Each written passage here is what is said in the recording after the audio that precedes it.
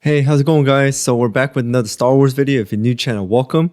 Now, this one has been on my list for quite some time, but the thing is, it was just hard to find the time to even do it because of how long the video is. I know some of you guys are thinking, but you're able to do hours of, hours upon hours long Mass Effect gameplay videos or live streams, things like that. I know, but this one is called The Philosophy of Kreia, a critical examination of Star Wars, and this one. Oh wow, I don't know why my phone did that. And this one is an hour and 52 minutes and 51 seconds long video, but it accumulated 8.1 million views in the last 7 years. And yes, I know she is Darth Treya, and she is one of the characters from the Knights of the Old Republic game. It took me a second. So I'm still trying to decide whether I should be able to, I should split this into 2 videos, or maybe I could just watch this whole thing in one go. But we'll just see how it goes. But most likely it may be in two videos. Maybe each one will be almost an hour long. So without anything else, let's just jump into it. I am but a mirror whose only purpose is to show you what your own eyes cannot yet see. Whenever people list their favorite well-written character in gaming, Kreia tends to be brought up as a shining example. With her Shakespearean mannerism and Machiavellian attitude, she is, without a doubt, one of the most interesting and fleshed out characters in gaming. Her reputation primarily comes from her philosophy that tends to be often misunderstood, both in All-World and in the story itself. However, no matter how well written of a character she may be, Kreia does not exist in a vacuum. Oh, and to be clear, guys, I just saw in the description this is from Knights of the Old Republic 2. I only played Knights of the Republic 1, and that was a long time ago. I don't really remember much of it. So this is going to be really brand new to me. To be able to fully understand Kreia and her philosophy, some background information about the Jedi and Sith ideologies and their differences is required. In the original Star Wars movie, there was never any defined philosophical distinction between the Jedi and Sith. We only understood that the Jedi were good and that the Sith were evil. There are some thematic hints, such as the Jedi being in tune with nature, while the Empire and the Sith rely on cold technology. The first hint of a philosophical explanation came from Yoda in The Empire Strikes Back. Yes, Jedi strength flows from the Force. But beware of the dark side. Anger, fear, aggression. The dark side of the Force are they. Easily they flow, quick to join you in a fight. If once you start down the dark path, forever will it dominate your destiny. Consume you it will, as it did Obi-Wan's apprentice. Vader. Is the dark side stronger? No. But easier, more seductive. But how am I to know the good side from the bad?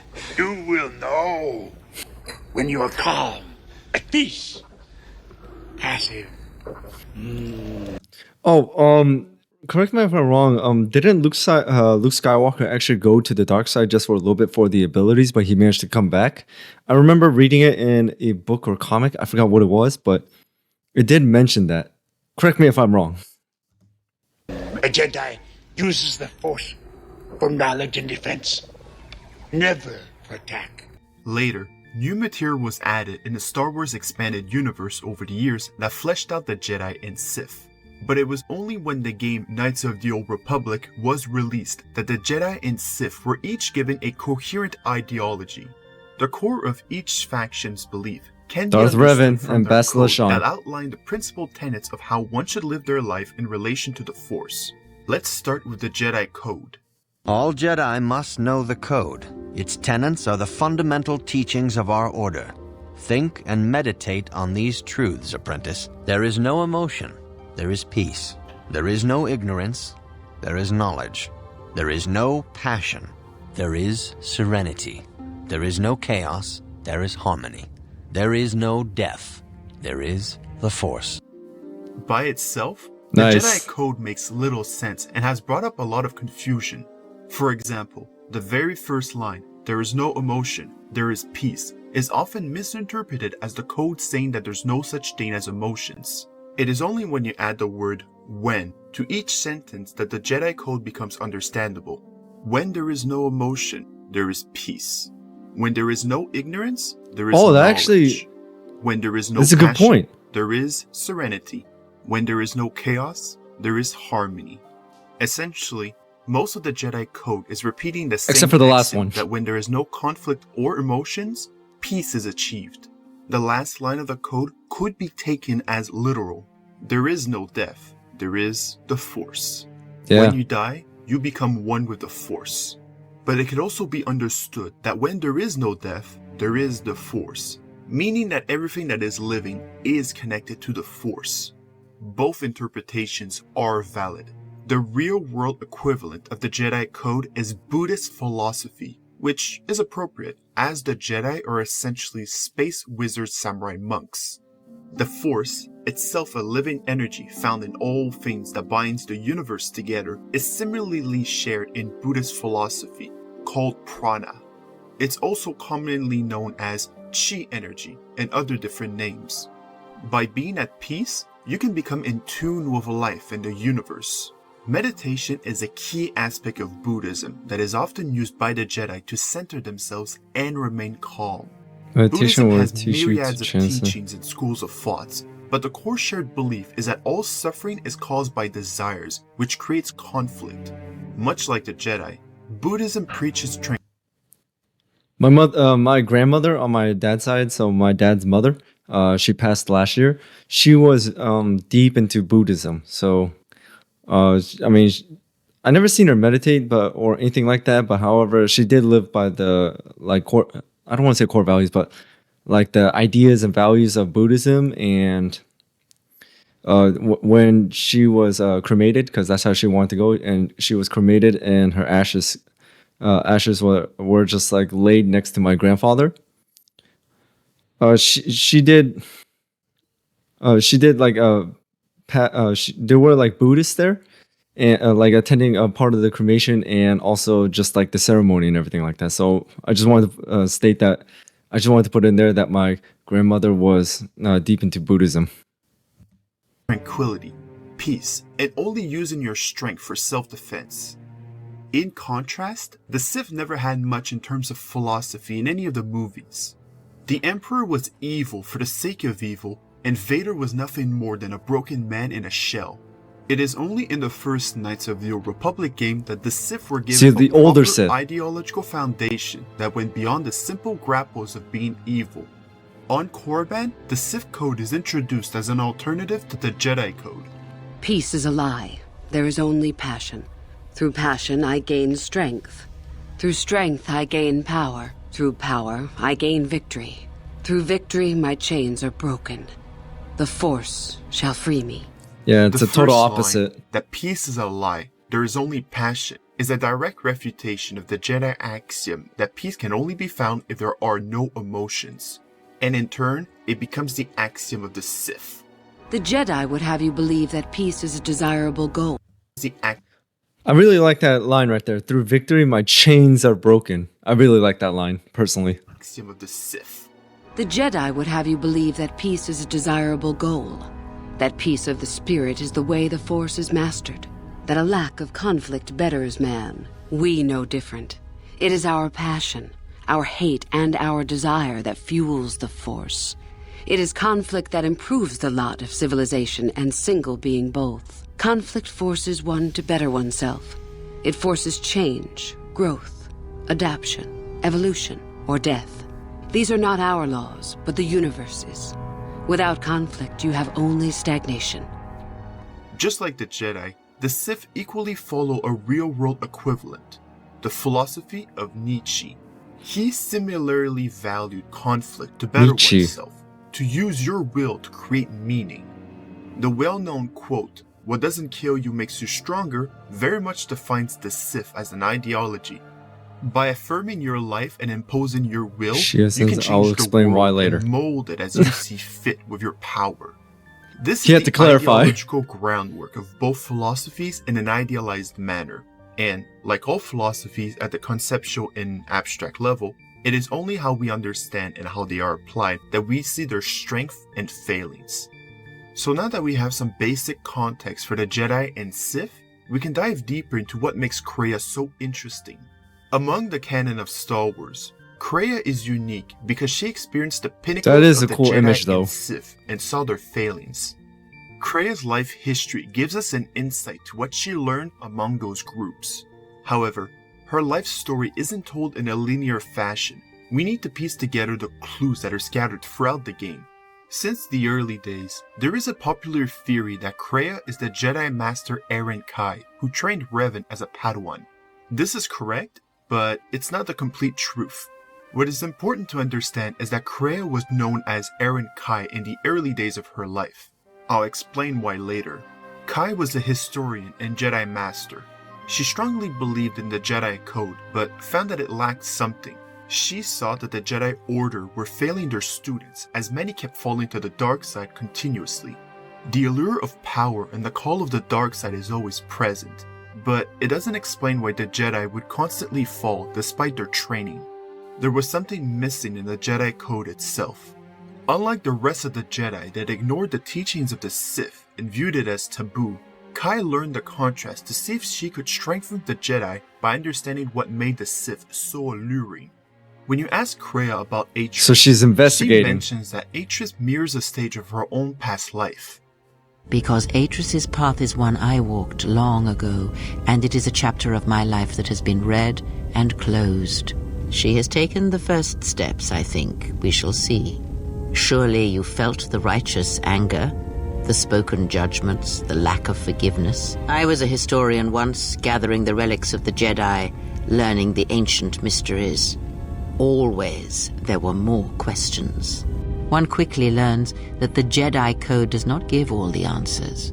If you are to truly understand, then you will need the contrast, not adherence to a single idea. That is why Atris and the others blamed me, sentenced me. They believed me responsible for Revan's fall. This is likely how Kai used to be before she joined the Mandalorian Wars. I was a historian, the chronicler of the Jedi. I sought to preserve the knowledge of the Jedi, and to do that I needed to know the Sith, in order to stop them. The Jedi were all that seemed left to me, and yet I had become so far removed from them that I betrayed them. In some part of me, I knew I had made choices, compromises, but always for the sake of the Republic, of the galaxy. Kai likely advocated Sith values, such as the value of conflict, which other Jedi Masters despised. This was the beginning of her fall from the Jedi Order. During that period, Kai met the Ichani General Yusani and fell in love. When the male exile spars with the handmaiden Brianna, the daughter of Kai, Kreia wonders what would happen if you continued to spar. Never have you wondered what it would mean in the Ichani rituals if the two of you sparred and fought, and you won, completely and utterly? If perhaps she would give in, surrender herself to you? To me, this seems too insightful and So, basically, by the way, the voice actress for Kreia is perfect. I mean, it matches her appearance and matches the tone of the situation and explaining. I really like that. But what I really noticed, because I'm starting to think about the Old Republic video, the timeline videos that I saw, I remember that most of the Jedi that fell to the dark side, like Exar Kun, most of their falling to the dark side was mostly out of curiosity and exploration of knowledge that caused them to dive deeper into the dark side and see why is this really happening? What is it really? What is the dark side really? Is it really that strong? Things like that, and that caused their fall. So basically, it's the same pattern over and over again. History repeats itself of how a Jedi goes from this straight to the dark side. personal to be a simple observation. This is likely what happened. Kai sparred with Yusani repeatedly, then submitted to him and fell in love. Just Not as surprised. her daughter that denounced her oath to Atris, Kai denounced her oath to the Jedi Order. What Kai did during the war and afterwards is a mystery. She fought under Revan with Yusani, but nothing much is known afterwards. The Jedi Master Kavar and the handmaiden Brianna assumed that Kai had died at Malachor 5. I never saw her face, and she did not return from the final battle of the war. She died in the battle that shattered Malachor 5. I thought you had died in the Mandalorian Wars. Die? No, became stronger. Yes. At that point, history Nice. becomes even more uncertain. Kai fell deeper to the dark side and despised the Jedi for exiling her. There are no hints of what happened before Kai became known as Darth Kreia. During and after the events of the first Knights of the Old Republic game until the beginning of the Knights of the Old Republic 2 game, Kreia trained Nihilus and Scion. Nothing is known about the origins of both men, other than they were tragedies of the Mandalorian Wars. That is when Darth Kreia reached the height of her power. And from that but then they pinnacle of turned power, on her. She was stripped of her connection to the Force, and it was at that moment that Kreia was born. At that point, it's not entirely known how Kreia escaped death and found the exile. I would like to think that Revan ended up on Malachor 5 with the Ebon Hawk, and Kreia escaped using the ship. On the Harbinger's log, it reports that the Ebon Hawk was under attack from a Sith warship. It's very likely that he was trying to capture her, and Kreia just happened to find the exile by chance. And that's the events that lead up to the beginning of the game. So this is the basic overview of her long life history. Damn. It will be important as a reference of the Like I said, I don't foundation remember of the Kreia's game. philosophy. The reasons why Kreia eventually left the Jedi Order gives us a greater understanding of their failings. Just like Atris, Kreia sought to understand why so many of the greatest of the Jedi fell to the dark side despite their training. Like The Exar disciple Kun. and the Jedi Master Zez-Kai-El ponder on this point. From the failure of the Masters, from our failure to properly train Jedi, came disaster. And I wondered if perhaps the teachings of the Jedi had been our failing all along. There have been so many failures by teachers who believed in the code with all their being. Master Arca failed Ulic, as Master Boss failed Exar Kun, as Kay and Zar and the others of the Council failed Revan and Malak. For all the acts we do to preserve the galaxy, Oh, from I love such the an name arrogance drops. that all we do is right and just, I wonder if there is a counter effect that is created that strikes back at us. Exar Kun, Ulic Keldroma, Malak, Revan, you, all Jedi. There is something wrong in the Force, a wound, a sound that is growing, like a scream. You can hear it echo in Nar Shaddaa, sometimes when the moon is on orbit. It is a frightening thing to feel, that perhaps being connected to all life is not enlightenment at all, but simply another doom. But the reason the Jedi Civil War was named such was because few in the galaxy can recognize the difference between the Sith and the Jedi. To them, they are both Jedi, with different philosophies. Jedi often fall. That is true. They cause much harm on Onderon, for example, in the name of peace and protection. And different color Keldroma lightsabers. and Exar Kun, the two Dark Lords during the Sith War many decades ago, were once Jedi Knights, as were Revan and Malak. It is perhaps more amazing that some still trust Jedi after many have fallen and endangered the galaxy. It is also proof that a single Force wielder can change the face of the galaxy. And that is a frightening thing indeed. Jedi are not supposed to be like the rest of us. They are supposed to see a higher purpose in all things. And they are supposed to train students responsibly and well, so mistakes of the past are not repeated. Yet all I saw was ignorance and arrogance, and what those seeds created in the Republic. It is difficult to follow the Jedi Code when so few others have. I harbor doubts concerning the Jedi.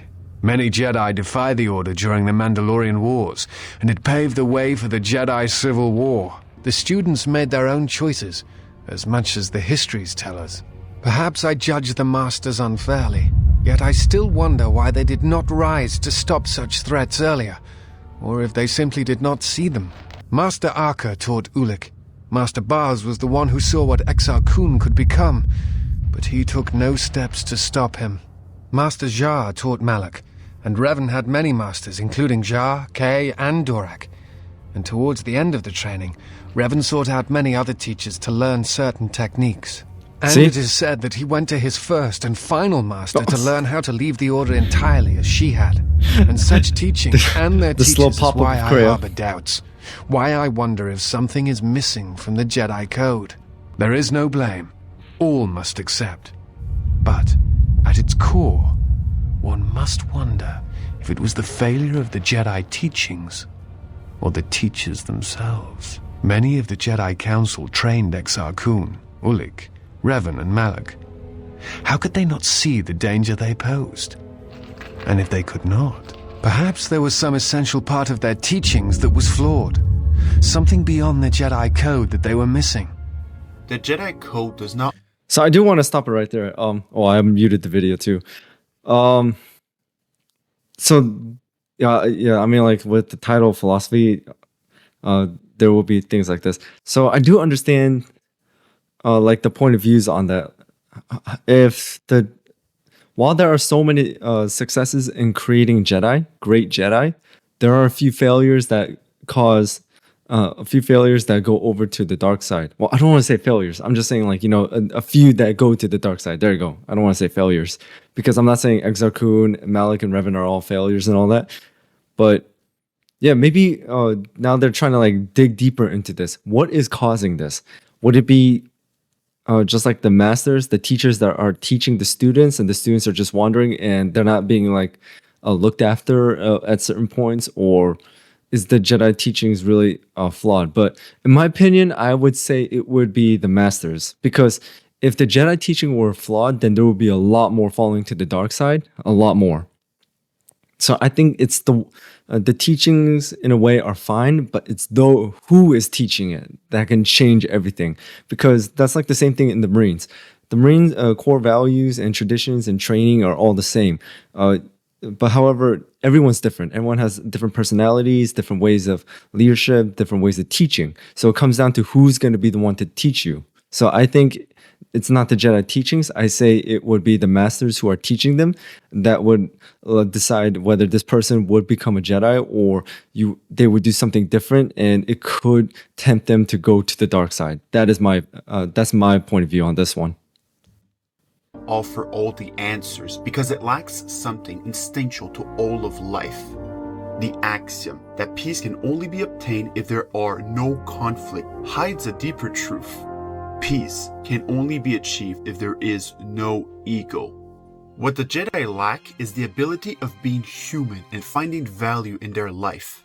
The Jedi understood, maybe unconsciously, that if anyone were allowed to seek conflict, to have adventures, to make friends, love, or just live life, it would lead people down the path to the dark side. Adventure. Excitement. A Jedi craves not these things. The Jedi cannot permit any to have a sense of pride or desires. They train those who are force sensitive so that they may lock their abilities for the good of the galaxy. They adhere so strongly to the Jedi Code as a suppression of all conflict, which only weakens them and doesn't actually prevent some from falling to the dark side. This can be seen as a major failing of the Jedi with Anakin in the prequel movies. Are you allowed to love? Thought that was forbidden for a Jedi. Attachment is forbidden. Possession is forbidden. Compassion, which I would define as unconditional love. So equally, if you love everyone, then you love no one. So you might say that we are encouraged to love. Anakin loved Padme and feared losing her like he did with his mother.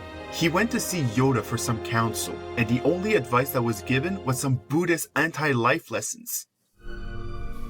Careful you must be when sensing the future, Anakin. The fear of loss is a path to the dark side. I won't let these visions come true, Master Yoda. Death is a natural part of life. Rejoice for those around you who transform into the Force. Mourn them, do not. Miss them, do not. Attachment leads to jealousy. The shadow of greed, that is.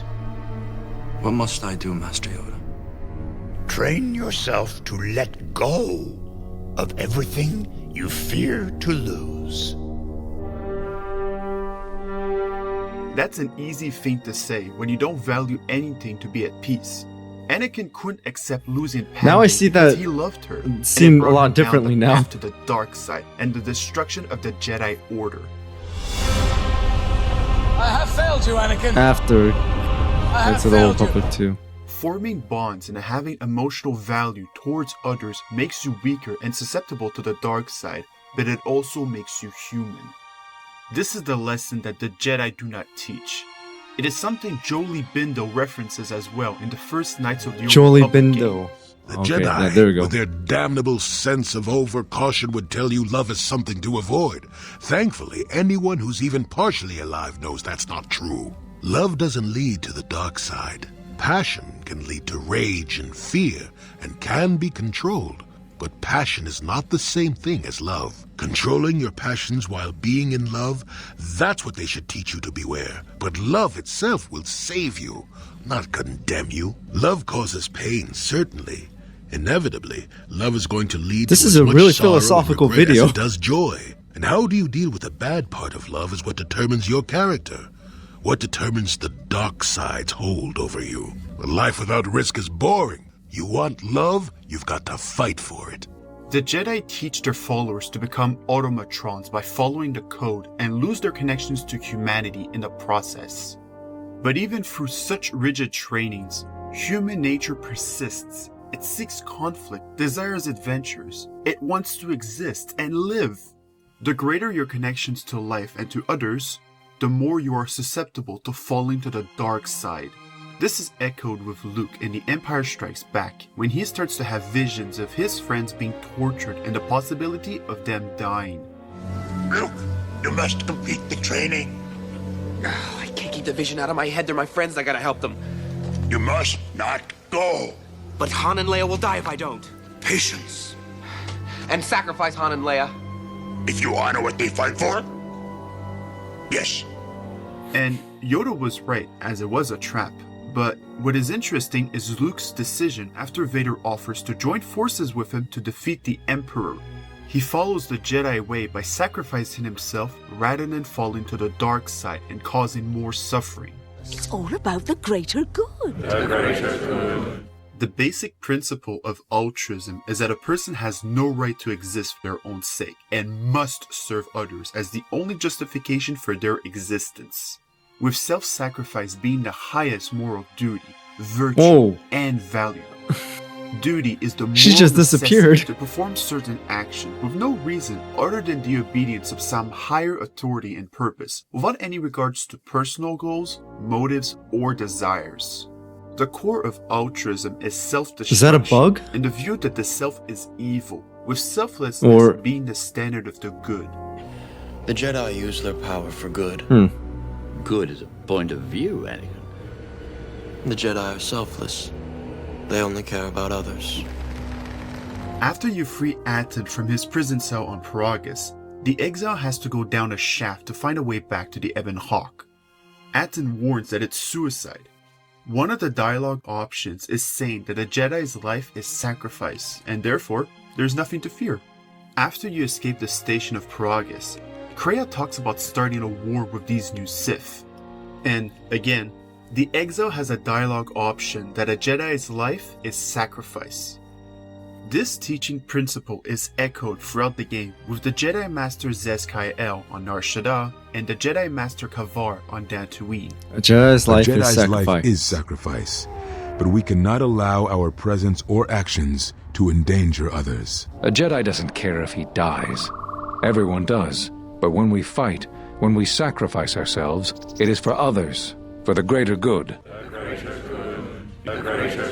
What movie is this? In Nietzschean terms, the Jedi are the embodiment of slave morality. The essence of slave morality is utility for unity, the good that is the most useful to the whole community at the expense of the individual. Another way of seeing this is that the Jedi are apathetic to the suffering of all life in the galaxy and only help out of obligation when they are nearby, not because they want to change anything or help. The Jedi are preventing a greater evil by not using their power to mold the galaxy as they see fit. If we look at the Jedi from a lifelong linear experience, it gives a greater overview of how the Jedi teachings are anti-life. At a very young age, the Jedi remove children that are force-sensitive from their families so that they may not form connections with their parents. The Jedi separate children from their parents It is because family exerts a powerful influence on one's development. Some people were surprised that the Jedi initially rejected Anakin to be trained when he was only 9 years old. He's too old. It made sense for Yoda to reject Luke, as he was already an adult. He is too old. Yes, too old to begin the training. But even Anakin, at his age, was too old?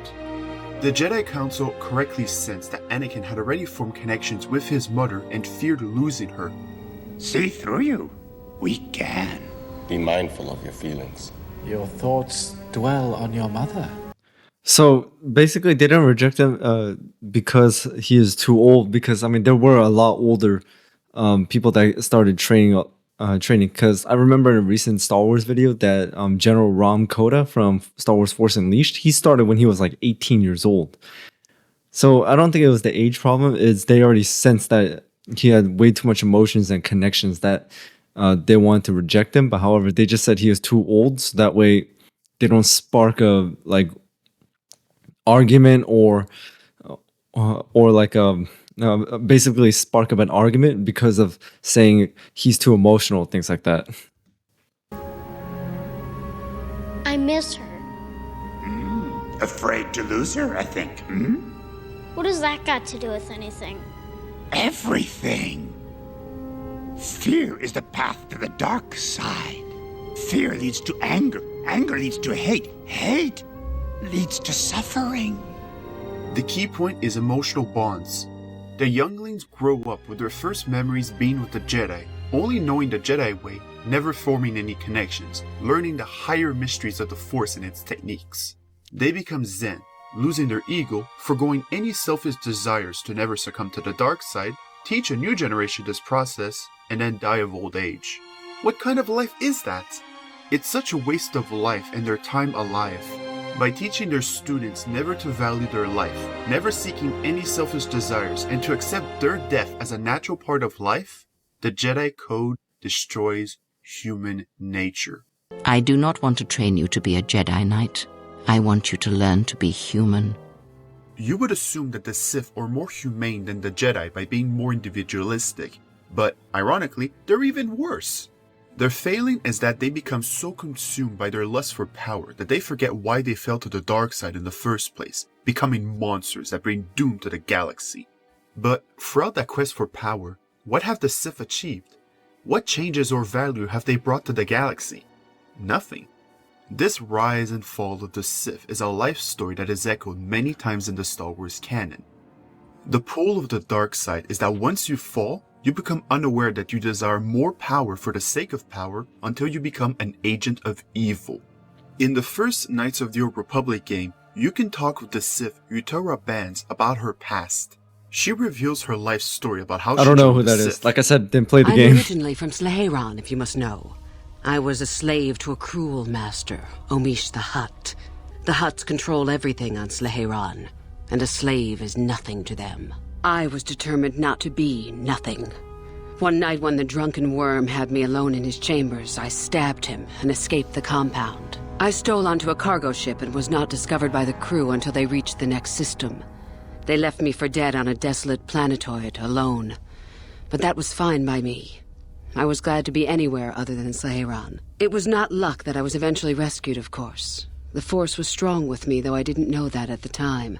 Not until the Jedi told me, that is. They took me in and trained me, even though I was a bit older than most Padawan. I never progressed beyond Padawan. I had discipline, but no peace. And after my treatment at the hands of the Hutts, there was little room in me for the ways of the Jedi. I wanted to use the Force to free the other slaves I knew, to fight for what I knew was right. The Jedi restrained me until I couldn't stand it anymore. Okay. They claim the dark side is evil, but that isn't so. Sometimes anger and hatred are so deserved and right. Sometimes things change because of it. Being a Sith doesn't make me a monster, however. There is suffering and injustice in the universe. I am surprised the Jedi can even stand the stench of it, much less stand by and do nothing. Any failure to get the results I want is due to a lack of power on my part. That can change in time. But my anger has not diminished, nor my desire to see change. So she wants to do the right thing. The more time I spend with the Sith, the more I am certain that one day I will be able to fight as I must. She remained trapped, trying to become the next leader of the Sith Academy for more power rather than achieve her dreams. All the things I wanted to do, all the wrongs I wanted to right, I haven't done any of it. They just get farther and farther from my mind. All I've cared about is power and myself. This isn't the person I was. This is because she was a slave and with everything. Anakin when he joined the Sith to prevent the visions of Padme's death. After committing his path down the dark side by killing the younglings and eradicating the separatist leaders, Padme tried to bring him back from the dark side, but it was already too late. You turned to the dark side? That you killed younglings? Anakin, all I want is your love. Love won't save you, Padme. Only my new powers can do that. At what cost? You're a good person. Don't do this. I won't lose you the way I lost my mother. I am becoming more powerful than any Jedi has ever dreamed of. And I'm doing it for you. To protect you. Come away with me. Help me raise our child. Leave everything else behind while we still can. Don't you see? We don't have to run away anymore. I have brought peace to the Republic. I am more powerful than the Chancellor. I can overthrow him. And together, you and I can rule the galaxy. Make things the way we want them to be.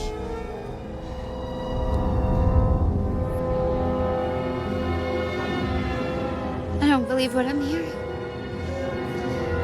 Obi-Wan was right. You've changed. I don't know you anymore.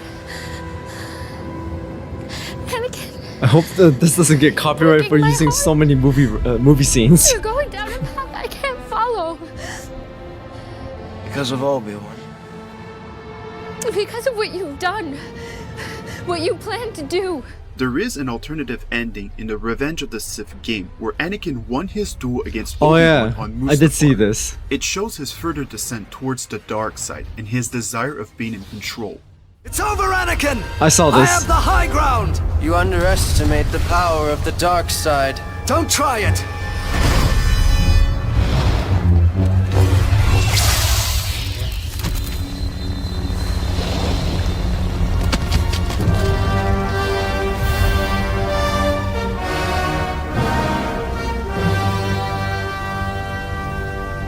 He wins and then he goes back, yep.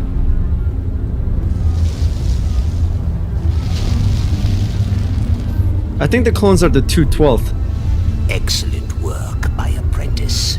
There are none left to oppose us. The galaxy is ours now.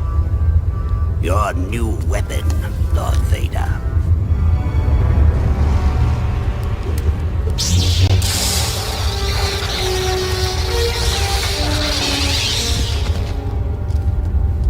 No!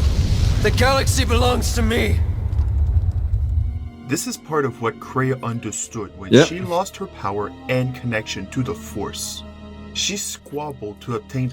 So when I saw that, yeah, that did cross my mind. Because originally, when Anakin did turn to the dark side, it was to save Padme. To prevent her death and all that. He just says, I will do whatever you say. When he said it to Palpatine, I'll do whatever you say as long as you help me save Padme's life. But then it started turning more and more into I will control the galaxy. I will overthrow him. I will overthrow him. So gradually it turned from like saving a loved one into taking control and seizing power. Power for years, had the ability to change whatever she desired, and in the end, she lost everything and changed nothing. I wielded power like you cannot imagine. Everything I saw was awash with possibilities, spreading outwards, touching everything else. I saw all of that, all that the Force is. And only when it was ripped from me did I truly see it. In Nietzschean terms, the Sith are the embodiment of master morality. The essence of master morality is individual strength that promotes power and influence. Another way of seeing this is that the Sith only care about themselves and consider everything that furthers their power to be good, while anything that diminishes their power to be bad.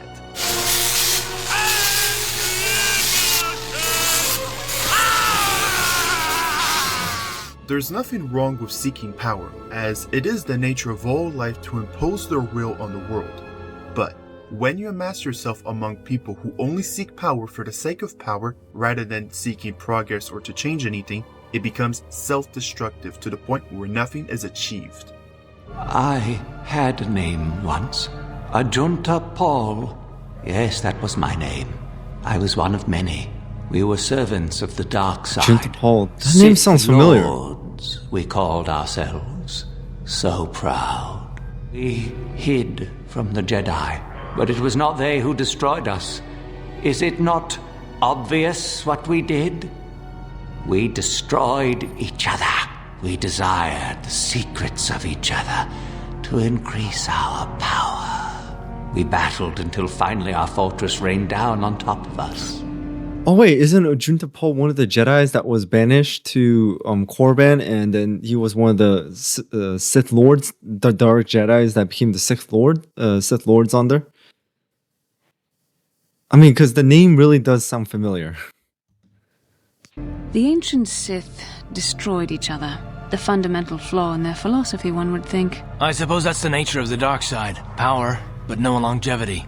Eventually it just consumes itself. Power, but no The longevity. Sith I like respect that. order and control, that is true.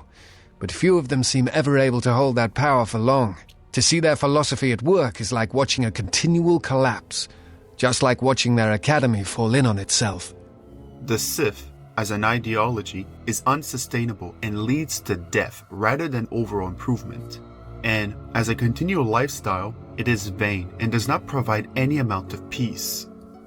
This lack of fulfillment is heavily reflected with Sion. His only goal was to destroy the Jedi and bring pain to the galaxy. After you defeat him on Malachor 5, you can ask him, was it worth it? And he tells you the truth. It was not. No matter how many I killed, there was no end to the pain. The blades the Force tore through my flesh. I am glad to leave this place, at last. Near the end of the game, To think he's if you take holding the himself dark side together path through the and kill Force. all the Jedi Masters, then go to Dantooine, Kreia will ask you a simple question that you cannot avoid. I must know if killing them, if revenge brought you any measure of satisfaction.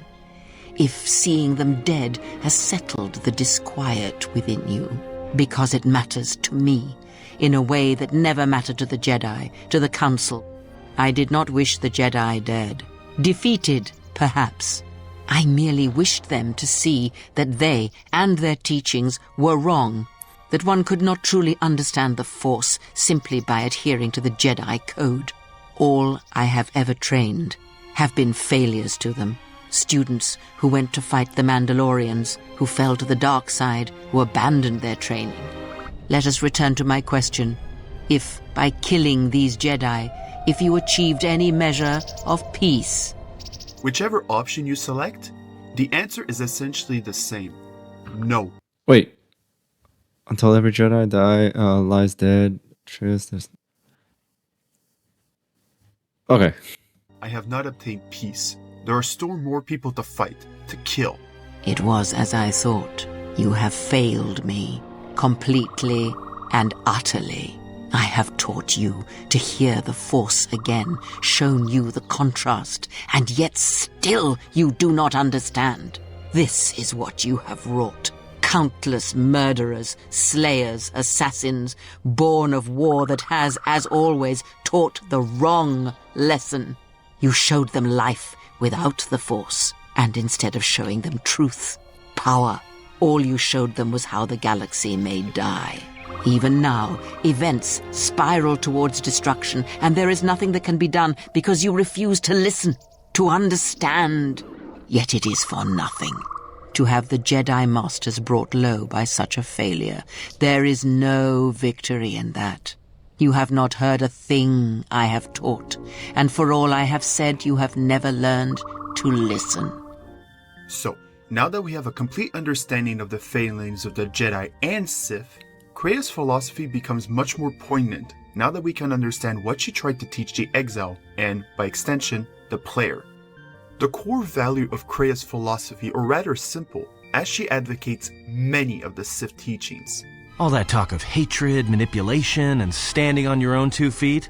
Sorry, you don't get any more Sith than that. Still, if we were all judged by who we were in the past, I don't think you'd understand who we are now. However, it would be foolish to simply classify Are you her a Jedi? as A Sith? considering she doesn't identify as either a Jedi nor Sith. Does it matter? Of course it does. Such titles allow you to break the galaxy into light and dark, categorize it.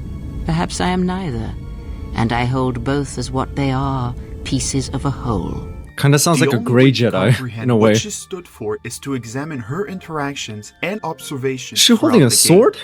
At the beginning of the story, on Pragus, Kreia only wishes to escape the clutches of Sion and to protect the exile. I came to warn you, Jedi. You know not what path you walk. She doesn't say anything of substance regarding her philosophy, as survival is the only thing that matters at this point. Oh yeah, then...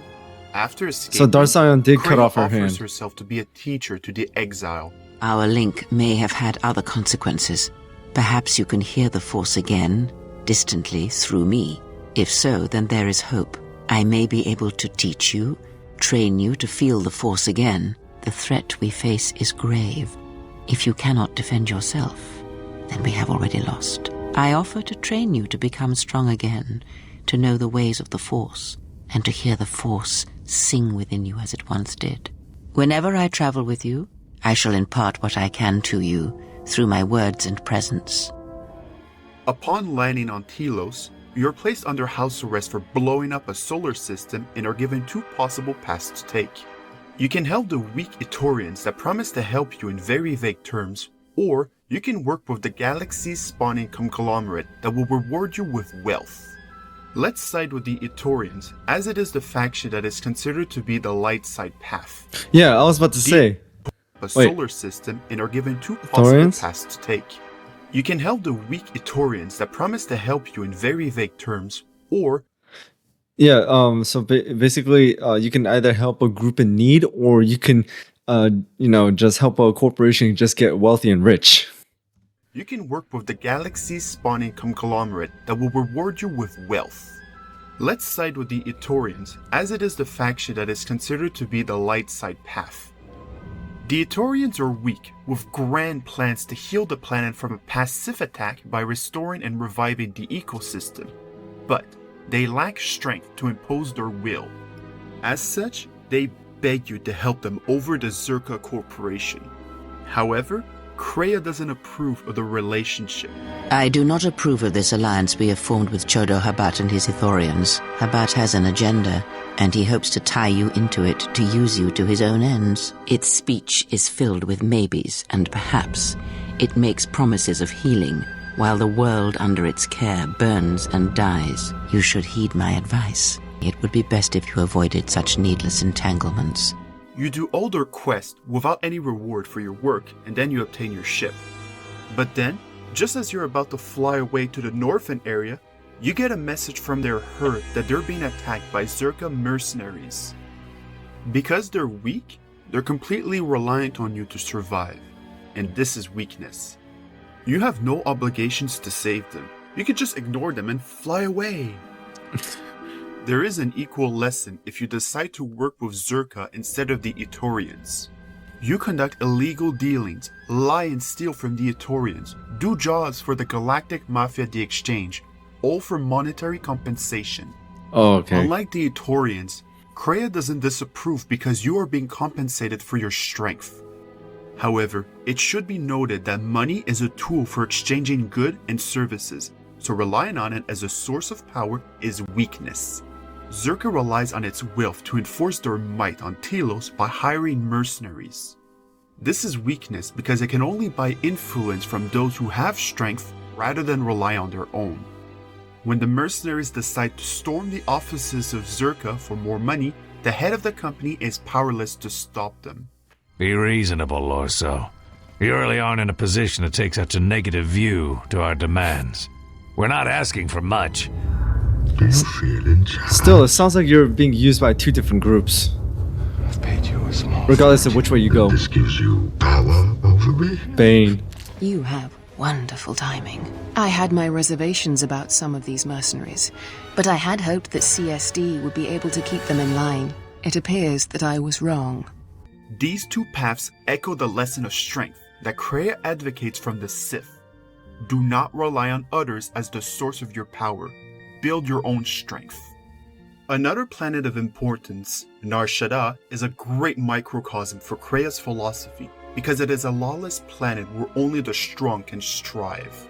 Everyone is squabbling for any amount of power. Mercenaries and bounty hunters roam around, and the weak fear the strong. Uh-oh, he's You about have to get find jumped. a hidden Jedi Master on a planet of billions, and the plot will only progress if you do enough quests by causing a lot of trouble. But before you can start, there is an unavoidable event of great interest at the beginning of the map that has become an iconic moment in the game. I saw what you did to those exchange thugs, stranger. Can you spare a few credits, maybe help another refugee in need? Forgive me, stranger, but if you had some credits you could spare, it would be a great help. Please. The first option is to give course, it to you're charity, to- while the here second before I option kill you. is to indulge in your psychotic urges to scare the homeless man away. Whichever option you select, Kreia will scorn you. If you choose the light side Really? option, she will complain that being altruistic without thinking is bad. Thank you, stranger. I won't forget your kindness. Why did you do such a thing? Such kindnesses will mean nothing. His path is set. Giving him what he has not earned is like pouring sand into his hands. What if by surviving another day he brings a greater darkness upon another? The slightest push, the smallest touch, sends echoes throughout life. Even an act of kindness may have more severe repercussions than you know or can see. By giving him something he has not earned, perhaps all you have helped him become is a target. Oh, so another homeless man sees that he has money and now wants it. Seeing another elevated often brings the eyes of others who suffer. And perhaps in the end, all you have wrought is more pain. And that is my lesson to you. So basically, think about it. You may have given him money and helped him, and thinking that you helped him out. But however, by doing so, you made him a target. So basically, you by doing an act of kindness, you made him a target for that other man, because that other man, I'm guessing, judging by the clothing, they're the same. So he's also homeless. He saw an opportunity to get money from the other one, so he attacked him and took the credits. Yeah, I mean, that's unfortunate. You try to do an act of kindness, and next thing you know, it causes more pain and damage than you think. Careful of charity and kindness, lest you do more harm with open hands than with a clenched fist. Kreia is not advocating against charity. She simply wants you to understand how inconsequential aid can affect others, even if you try to do good. The dark side option also has its criticism from Kreia. Forgive me, stranger, please. I beg you, do not kill me. Why did you do such a thing? Giving into your feelings over such a small matter. They would be better served elsewhere. The smallest push, the smallest touch, sends echoes throughout life. These acts of cruelty may have more severe repercussions than you know or can see. Cruelty leads to suffering, and when one suffers, it is the way of life to spread suffering. The suffering within builds until its sound is all one hears. And when a kindness is offered, it is punished, and a greater darkness is served. Damn. From one act can come tremendous power when the echo has traveled as far as it can. Send a great echo, and power will come to you. The day shall come when you can test your strength, I promise you. Again, Kreia is not saying that you shouldn't indulge in your passions, but that you should only do so when it is worthwhile and useful. Mind what I have said. Use your power, but in its proper place. After that encounter, you have the rest of Nar Shaddaa as your playground to stir up trouble. Upon entering the marketplace, the exile begins to feel the current of life of all the people living on Nar Shaddaa. Your thoughts are disturbed. I can feel them like a shiver running through you. It is Nar Shaddaa, the true Nar Shaddaa that you feel around you. It is this moon, with the metal and machines stripped away and the currents of the Force laid bare. What you feel is the echo of the minds of these creatures within the Force, their anger, their greed, their desperation. It is life. It is but the vibration of minds driven by life's struggles. The struggle to feed, to take, to mate, to fight. It is the way of things. There's an interesting dialogue option on whether it is possible to move the masses, and Kreia offers an interesting to control answer. these people? One might as well move the universe, but such manipulation is possible, yes. It requires that one be able to feel the critical point within the fractured mass, and know how to strike it in such a way that the echoes travel to your intended destination. The ability to fool the minds of others, to dominate them on a massive scale that you speak of, is not achieved best through raw power. Manipulation is done through propelling events, or selected ones, into motion. It is done through teaching, through example, and through conviction. And the greatest of victories are not manipulations at all, but simply awakening others to the truth of what you believe, of hearing it echoed around you in life. But let us be silent. Words and thoughts are distractions. Feel this moment, for as long as it will last. Feel life as it is, with the crude matter stripped away. Manipulation is arguably one of the most undefined aspects of Kreia's philosophy, as it is something that cannot be taught. Is that an old school Mandalorian? Instinctively, then understood rationally. Let's focus on the refugee center, as it holds an important lesson on manipulation. On Nar Shaddaa, there's a large bounty placed on the Jedi. The intergalactic crime syndicate, the Exchange, have clamped down hard on the refugees in an attempt to break their will. Initially, there doesn't seem to be any reason for such a horrible treatment, but it's later revealed that the Exchange is doing this to draw out the Jedi into helping the refugees. Obviously, if you start helping the refugees like a goody two-shoes, Kreia will start to scorn you. I'm feeling a little better. Thank you. And what is it you think you have accomplished? If you seek to aid everyone that suffers in the galaxy, you will only weaken yourself and weaken them. It is the internal struggles, when fought and won on their own, that yield the strongest rewards. You stole that struggle from them, cheapened it. The currents of the galaxy, of nations, of peoples, may all stem from such small kindnesses. And I'm guessing every small weakness, small fracture that you create weakens the whole. If you care for others, then dispense with pity and sacrifice, and recognize the value in letting them fight their own battles. And when they triumph, they will be even stronger for the victory.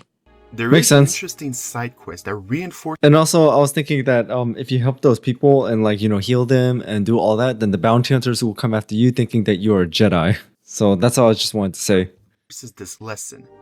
In the refugee landing pad, you'll find Lutra that is searching for his lost love. For a minute, I thought you might have been someone else. My wife, Ada. There's a chance she may be here on Nar Shaddaa. A lot of refugees ended up here after the Jedi Civil War. I came here to see if I could track her down. Thing is, I can't get into the refugee sector. The Exchange has got the place barricaded with thugs. They're putting the squeeze on the whole sector, trying to crush the spirit out of the remaining refugees. Now I'm almost cleaned out. I burned the last of my fuel and my freight just getting here. I've been here for weeks, hoping to see her face. Upon finding his lover and reuniting them, Kreia is dismissive of having helped them. Aida, She just doesn't want you to help anyone. Find you. I can't believe you're here before me. The destruction of Telos? I can't even tell you what happened after, being shuttled from system to system barely one planet ahead of the Sith fleet. Shh, we can talk about it later. You have my thanks, stranger. I can only hope you have as much luck at what you're looking for. It would have been better had he found her on his own. By aiding him, you have only weakened him. He was at a moment of crisis, a moment of indecision. It is those internal struggles when they are fought and won that yield the strongest rewards. You took that battle from him, cheapened it. If he truly loved her, truly, he would have entered the refugee sector on his own, damn the Exchange, damn everything in his path, and taken her. You have made their union easier, not better. If you care for them, then dispense with pity and sacrifice, and recognize the value in letting them fight their own battles. And when they triumph, they will be even stronger for the victory. What Kreia wishes to teach is not that you should help others, but that if people are unable to help themselves, you can manipulate them by using them to create echoes that benefit you. It is only from such small things, from such critical points, that the universe and its masses may be moved. That is why you must indulge them and indulge yourself. It is not aiding them that matters, but using them as forges against which you temper yourself. Use their dependency, feed upon it, until you have exhausted them, then leave them. So, returning Damn, to the just refugees, use them. Despite their miserable conditions, they still cling to hope. Welcome, traveler. My name's Husef. I try to look out for the other refugees. You've got the Serico refugees over on the skyward side. They're veterans from the Serico campaign and don't take kind to strangers. And on the inner side, you've got the Overseer and his exchange. They've been pushing us refugees pretty hard lately. Occasionally, their thugs kidnap people and sell them into slavery with the Hutts. They've also hemmed us in. We used to live all throughout this area, but they've crammed us all in here now. They're trying to break our spirit so that we'll become slave workers for the Hutts. This may be an opportunity for us. If we can make life miserable enough for the refugees, they will capitulate. The exchange will be a valuable ally to us. I won't succumb to the exchange. We have children here, with bright futures. We can't give up. Walking around the refugee area, you'll find a sick man in a corner, suffering from what he... So basically, this game, you also need to make some really hard decisions. And I kind of like that, because there are hard decisions in games, or tough decisions, like the games I'm playing right now, like Mass Effect, and also recent games I've been playing, like Frostpunk, where you have to like decide, we need more hands. Are you willing to legalize child labor or things like that? So basically, you really have to think like, is this the right thing to do? Will it help me, or will it just help other people? So I really like it. I really do. He assumes this to be the plague. Keep back. I am ill. Contagious, the others say. Unlike the typical knee-jerk Jedi Persuade response or lie. to heal without thought, you can convince him to kill himself using guilt. Damn! I suppose I will die soon, anyway. Elsewhere, in the refugee area, a mother is weeping, begging you to return her daughter that has been kidnapped. Are you one of Sakwesh's men? Did you take my daughter? Don't you work with Sakwesh? He took my daughter, Adana, to sell to the Hutts. All because I told him I could not pay his tribute. I owe 600 credits. Now, you could pay her Jedi, debts, you should ask but if Sakwesh you to seek sell out to you help along out with her. everyone, you'll be penniless almost immediately. So, you can persuade her to sell herself into slavery. That way, at least she'll be with her daughter. Yes. Damn! I suppose that is one way we can stay together. Oh, this is terrible. This is so terrible. But I must be with Adana. After convincing Wow. these two, the refugee leader will become depressed and will cave in to the demands of the exchange. How could you give Nada to the exchange like that? Oh, these are terrible times for us. Look how grim our situation is. Another refugee, old Gariel, died. There's no hope left for us. I will speak with the Overseer. Achieving this will result a hand of applause by Kreia. Well executed. You have created an echo, something that will travel for some time. You are learning much. Forcing the refugees to capitulate will almost immediately grab the attention of the exchange, as well as the Jedi Master you're seeking. By examining how all the threads affect each other, you have become closer to your goal without having to do much. That is the lesson of manipulation. Now, this How might will bring it up help some you? obvious moral questions, but Kreia would simply tell you to ignore them. You weaken yourself by pretending that morality is important to you. You must learn to recognize your true self. If you're significantly down the path to the dark side and find the Jedi Master on Nar Shaddaa, the Wookiee Hanhar will be added to the party. Awaken, beast.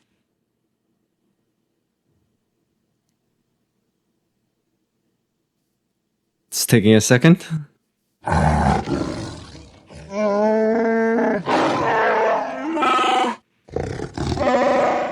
I have saved your life, beast. That makes it mine. Kneel.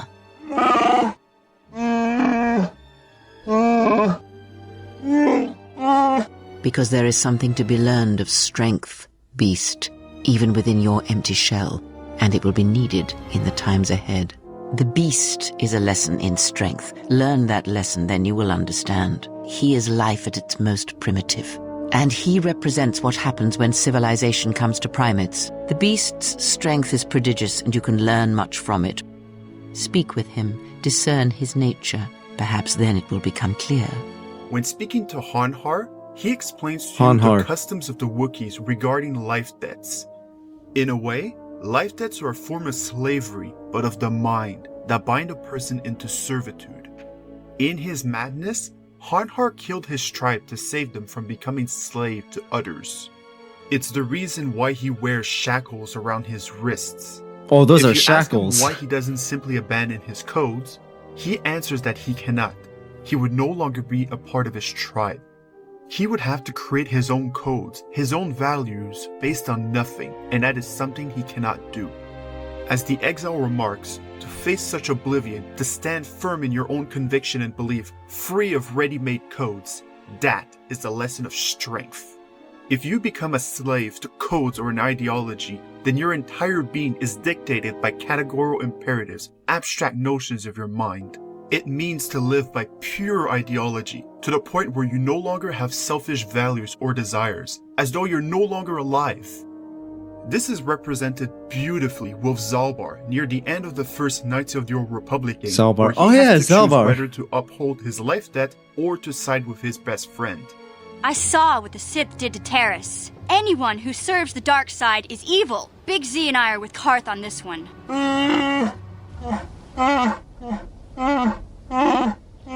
Zalbar, it's not betrayal if you break your life debt now.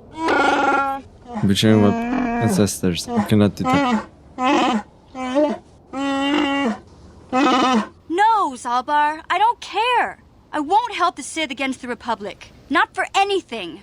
Not even for you. I'm not just gonna stand aside and do nothing. You'll just have to kill me. But I don't think you will. Not if I don't attack you first. Every single life is solemn vow. Yeah. It's his vow. Zalbar, what are you saying? It's me, Big Z, Mission. Please, Zalbar, don't do this. Please, no!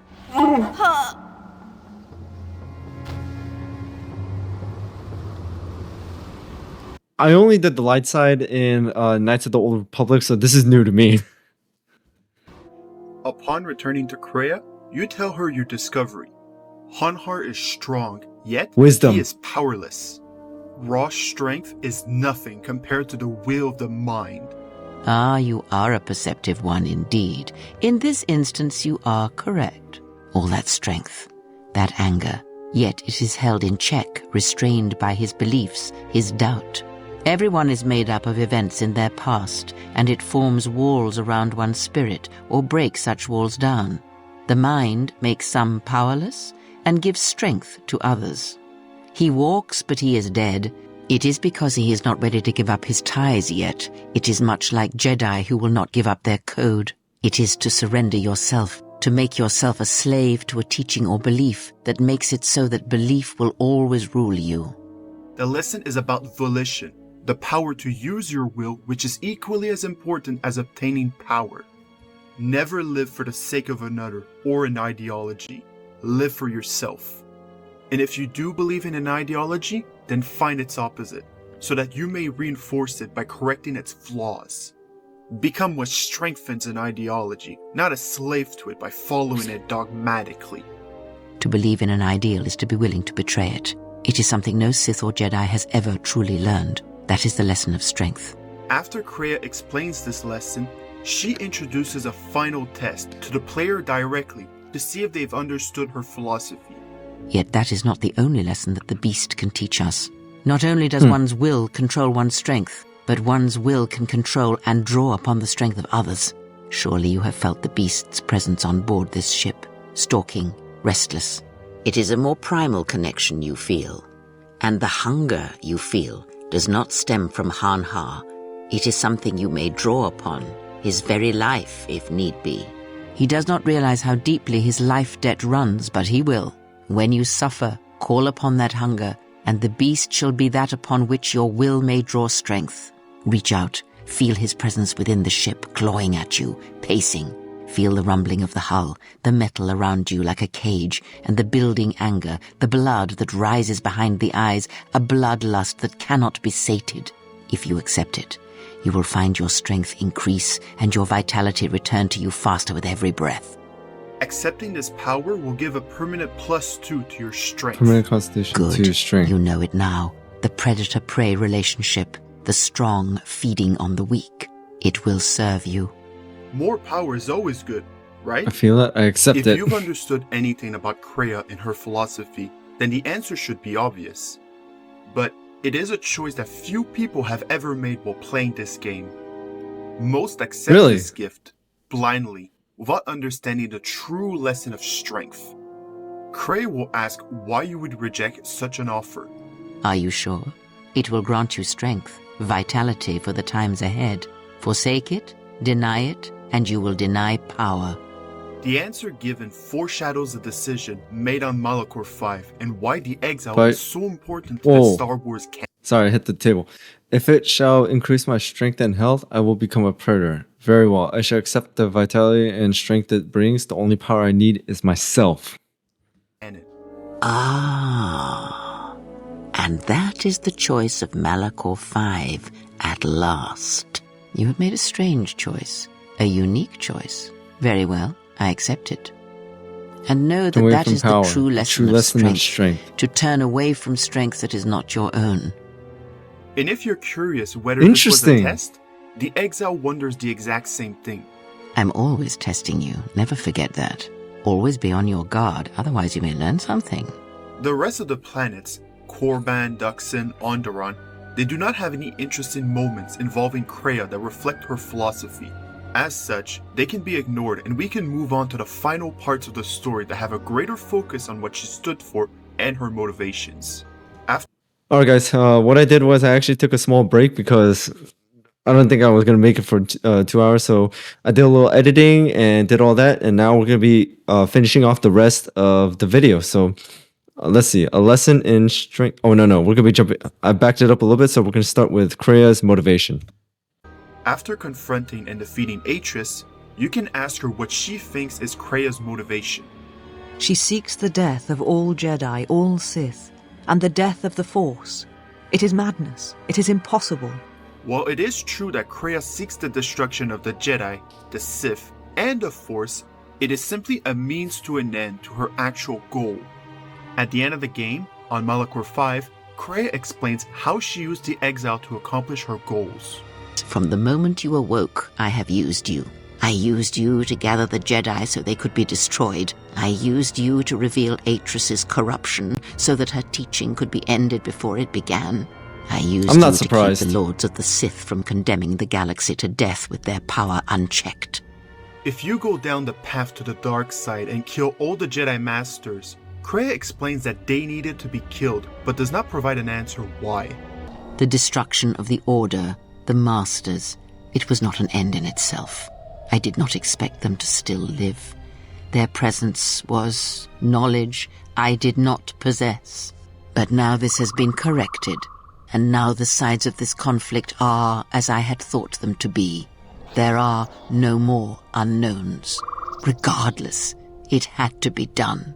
To have such powerful Jedi still live, still be felt in the Force, even on such worlds as they had chosen, was a threat that had to be ended. The true reason Kreia sought the destruction of the Jedi Order was to correct the mistakes of the past. So not that just they the wouldn't Jedi, happen just again in the everything. future. After the destruction of these new Sith, if many of the Jedi Masters still lived, the Jedi Order would be rebuilt without any change. The true failing of the Jedi is that they are blind, reject any desire for conflict, unwilling to change or grow. Jolie Bindo even That kind of reminds me. I don't know why this comes to mind now. In the game, Star Wars Jedi Order, Fallen Order. By the way, spoilers if you guys haven't played that game yet. I remember one of the villains in there, Taron Malicos, who we meet on Dathomir. He said that he was trying to create something new, and when Cal Kestis said that he wants to rebuild the Jedi Order, Taron Malicos did said that the Jedi Order fell long before the Purge and all that because they were stifled by tradition and also blind and also defeated by constant war and everything. So there is a consistent reasons of why like some Jedi do fall to the dark side and why they abandon the order, because it's all the same. They keep on saying the Jedi are so traditional that they are stifled by tradition, as Terra Malico says, that they're not willing to adapt, they're not willing to change, which will guarantee failure. And I do agree with some of that from a certain point of view, but however, what they're going to be creating in place of it is something really dark and sinister. So that's like the only opposing thing I have in my point of view. Even references this point about how the Jedi are fallible. All right, Jolie. You know what I hate? Well, lots of things really, but I'm old and easily annoyed, but that's besides the point. What I really hate are how most people view the Jedi. Everyone thinks that the Jedi are perfect, that they can do no wrong. They think the Jedi Council is completely incapable of injustice. And I'm not even talking about how some of us fall to the dark side. No, that's plenty indication of our fallibility, but it's something else entirely. No, I'm talking about how more than often not, your average robe-wearing Jedi can try to do the right thing and still be completely wrong.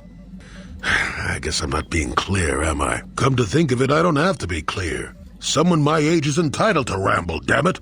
But for your sake, I'll try to explain. I'll tell you a little tale about a Jedi master I once knew. Hortath, I think. Or was it Hortoth? Oh yes, Master Hortath. He was a kindly old Jedi who meant well, but the most nearsighted thing in the core, I swear. He would walk into walls, knock over tables, mistake apprentices for rancor beasts, that sort of thing.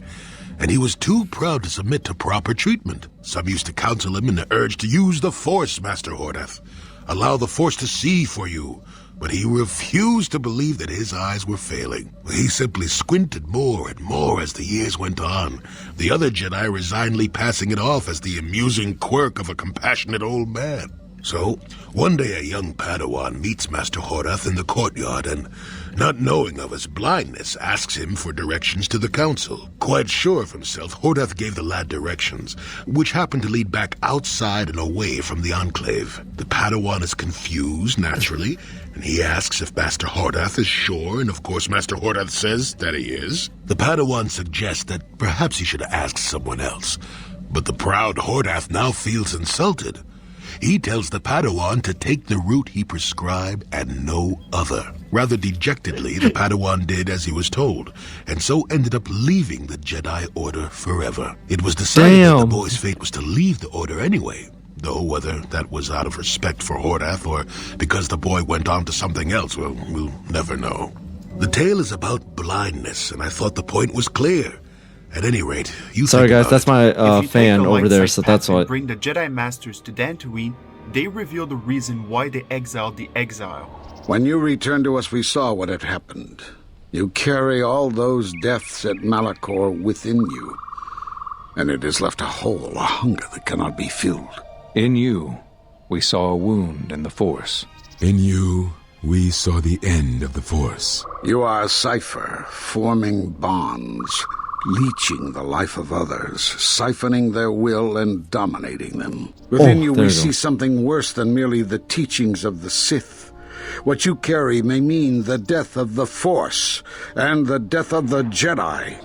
And that is why you are a threat to us all. What if other Jedi went to war as you did, suffered the same events, and emerged as you did? What if there was a crucible that trained such Jedi to consume and kill? For you, Malachor was that crucible. And so you have His name sounds familiar. End of the Jedi, and perhaps all the knowledge of the Force, but it is of no consequence. Rather than seeking to understand the reasons why the exile became that way and to correct their ways, they chose to remain blind and to ignore the issue entirely. You are a threat to living creatures and all who feel the Force. They're going to attack us. We cannot allow. Our judgment before remains exile. You must leave. And you must leave without your tie to the Force. It is a punishment reserved for only a few, and only when necessary. But we have the power to cut you off from the Force, and it must be done. Forgive us, but it is necessary. Wow. Enough! What? Damn, Crib. Step away. He has brought truth, and you condemn it? The arrogance. However, it is only by understanding why Kreia desired to destroy Atris and the Sith that the destruction of the Jedi is given greater context to her overall goal. As mentioned previously, Atris mirrors a stage of Kreia's past life when she was known as Aaron Kai and began to learn more about the Sith to strengthen the Jedi Order. I am Atris, Jedi Master, the last historian of the Jedi, the last of the Jedi. Those are titles, words you cling to as the darkness falls around you. You are that which has attacked the Jedi. You are Sith. Sith is a title, yes, but like you, the title is not who I am. It is not what I believe. For you, it is different. You have bathed in the knowledge of the Sith. But there is not enough truth in such teachings. But it will be a step for you. You have gathered Sith holocrons, Sith teachings from across the galaxy. It is why you have chosen servants who cannot feel the Force. And most importantly, they cannot feel what you have become. I have sought to preserve the Jedi Order, and I have gathered all that I know of the Sith to this place, so I might find them and stop them. How did it happen? Search your heart. It was never battle that called to you, never battle that caused you to fall. Malachor 5 has touched many things, and it casts its echoes still. It is such a quiet thing to fall, but far more terrible is to admit it. Disgusted about how the Jedi did not live up to her ideals, Atris desired to train better Jedis after the Sith were destroyed. Who are these Jedi who survived the Jedi Civil War? They're not the Jedi I know, the ones I once worshipped. They are cowards, and doubters, and afraid. What manner of Jedi hide from a threat?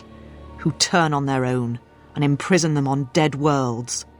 When the Sith are destroyed, then I shall rebuild the Jedi Order again. They shall have none of the weaknesses of before. They shall be strong, willing to take battle to any who oppose them and weaken the Republic. They shall not train those who are easily corrupted. No more students that will bring war and hate to the galaxy. However, if Atris were allowed to rebuild the Jedi Order, she would have corrupted Jedi into Sith. The Exile even has a dialogue option, pointing You'll make out this this Jedi into the Sith. The Sith are the Jedi are the Sith. The Sith and the Jedi. So two sides of the same coin. In almost every way, including their quest for greater power. And while Revan is considered to be one of the greatest Force users in the Star Wars canon, this was not enough for Kreia because she sought something more. When the Exile enters the tomb on Korriban, visions appear of the Exile's past and what could have been. At the end of the tomb, an alternate version of the Exile can be seen alongside Revan that accepted power on Malachor 5 rather than cut all ties to the Force. After the Exile defeats the evil version of itself, Revan unleashes his double lightsaber, ready for combat. What is important to note is the color of the lightsaber. Blue is typically the color of the Jedi, while red is the color of the Sith. However, there is a single exception that happened by pure chance while Lucas was explaining this concept to Samuel L. Jackson. Oh yeah. Trying to figure out who we had to talk to about your light color, your lightsaber color. Oh well, good guys are green and blue. Bad guys are red. What about purple? That's just the way it works. There's no purple left? You might get purple. A combination of blue and red creates the synthesis of purple. The casting of Mace Windu equally reflects the lightsaber color. Samuel L. Jackson typically plays aggressive and overly angry characters, and in the prequel movies, he's also playing that same role, but forced to be passive. On Wikipedia, the expanded universe lore describes Mace Windu as being able to fight aggressively without falling to the dark side. His fighting style highlights his inner darkness that lets him walk the line between the light and the dark while still being in control. But going back to Revan, one of his lightsaber is purple, showing a synthesis of the Jedi and Sith. However, on his other hand, he holds a red lightsaber, showing that Revan is firmly among the Sith.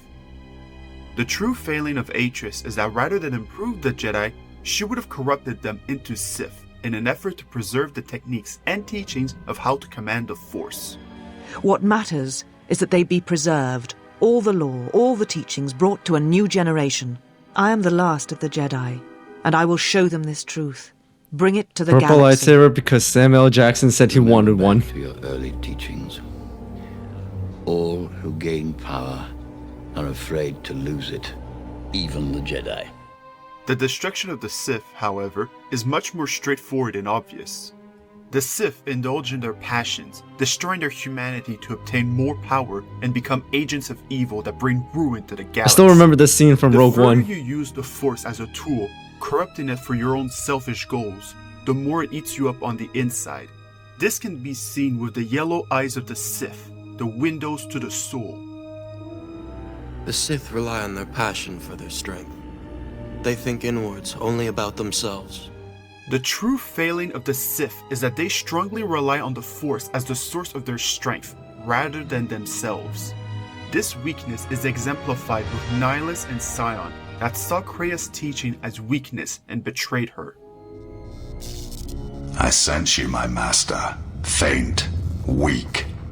Your senses betray you, as you betrayed me. After all that's happened, still you live. You are difficult to kill. For one as limited as you, perhaps. To have fallen so far and learned nothing, that is your failing. The failure is yours. No longer do your whispers crawl within my skull. No longer do I suffer beneath teachings that weaken us. Sion and Nihilus both cannot live without the Force or they would die. Nihilus has amassed so much Force that he hungers for more and would have ended up eating the entire the galaxy. Lord of Hunger. He's an if you can amazing truly be called character. a man any longer, is one of the dark lords that pursues you. He is one who has learned the greatest of the Sith teachings, and it enslaved him. He is a breach in the Force, capable of consuming the lives of those around him.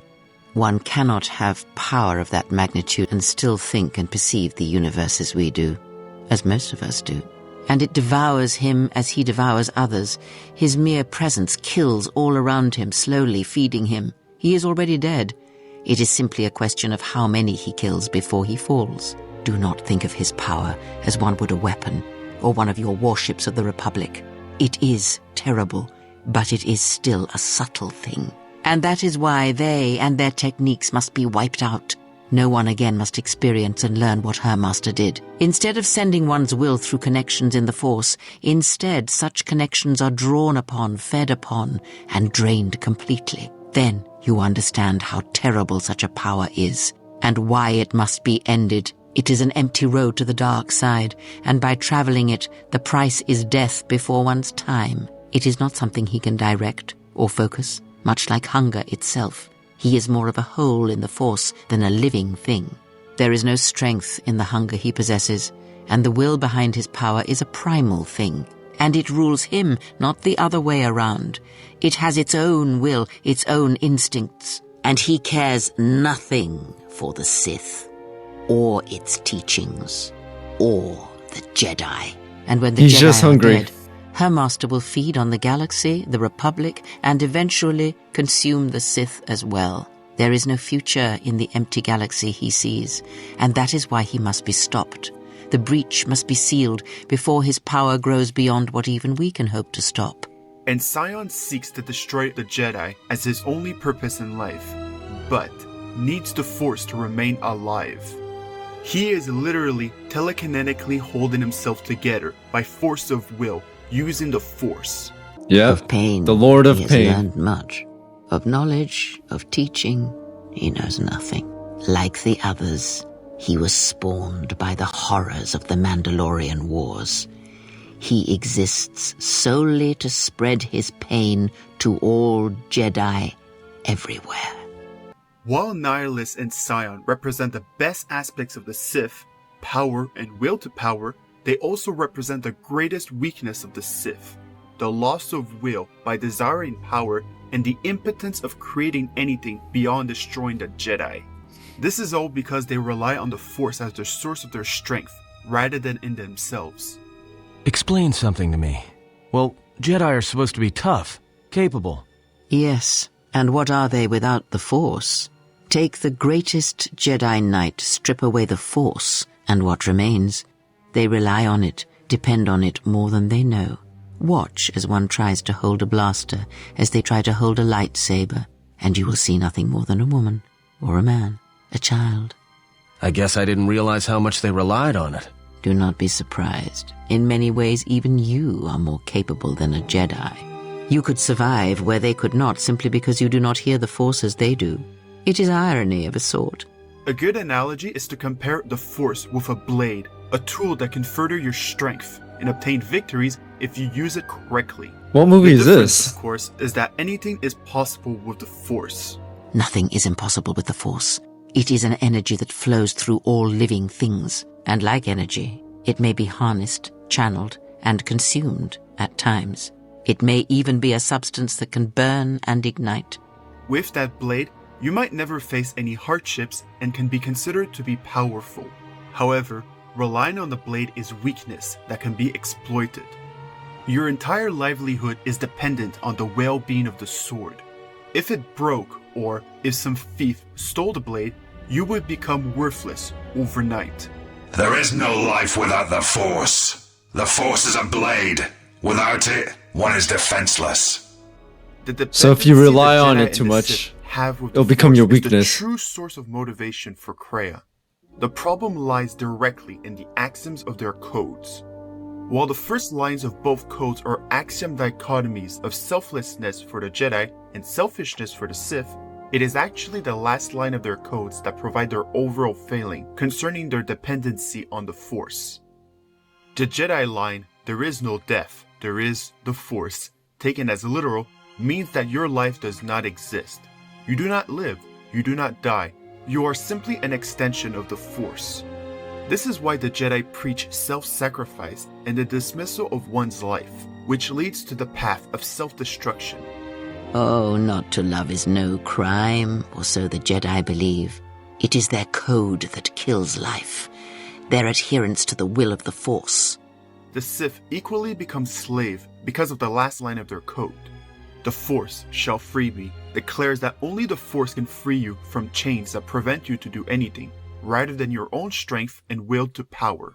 By having the Force as your only standard by which you may obtain power, the Sith code proclaims that only by sacrificing your humanity and indulging in your psychotic urges can you obtain freedom, which only further makes you a slave to the Force. At times, I wonder what we would be if the Force was taken from us. If we would truly be Jedi or Sith, or simply human. While questioning Kreia about the origins of the Sith, she gives an overview history of the split between the Jedi and the Sith. The Jedi Civil War is not the first one of its kind. Thousands of years ago, the Jedi had another civil war that split the Order. It was a terrible thing. A faction among the Jedi abandoned the teachings of the Order, following their own path. They waged war on their fellow Jedi, a war that raged across the galaxy. But these fallen Jedi were cast out, defeated, and they retreated to worlds in the Outer Rim. Over time, they took on the mantle of the Lords of the Sith, but in their hearts they never forgot the Jedi. The hatred for the Jedi Order burns in their veins. Those are the ones that like got banished to Korriban. Once there were only Jedi. I wonder what evil was in such days. Or And fled to think Korriban. Once there were no Jedi at all. Perhaps the Force defies such rigid classification of its followers. In our world, according to Nietzsche, all higher civilization arose from those that imposed their will, desired power, and preyed on the weak. This is what is known as master morality. Then, those who were oppressed by those with power created their own system of morality in opposition to power and saw themselves as superior by not desiring power. This is what is known as slave morality. In dialectic terms, master morality can be considered the original thesis on morality, and slave morality was formed as a reaction, forming an antithesis. Still an amazing What is fight unique from to the Star episode Wars 1. universe is that slave morality was the original thesis with the Jedi, and master morality with the Sith was formed as a reaction, becoming the antithesis. Schiller dialectic can be understood as a thesis giving rise to a reaction, an antithesis that contradicts or negates the thesis until the tension between the two is resolved, creating a synthesis. However, a synthesis is not simply the middle road. It is supposed to overcome the two opposed theses.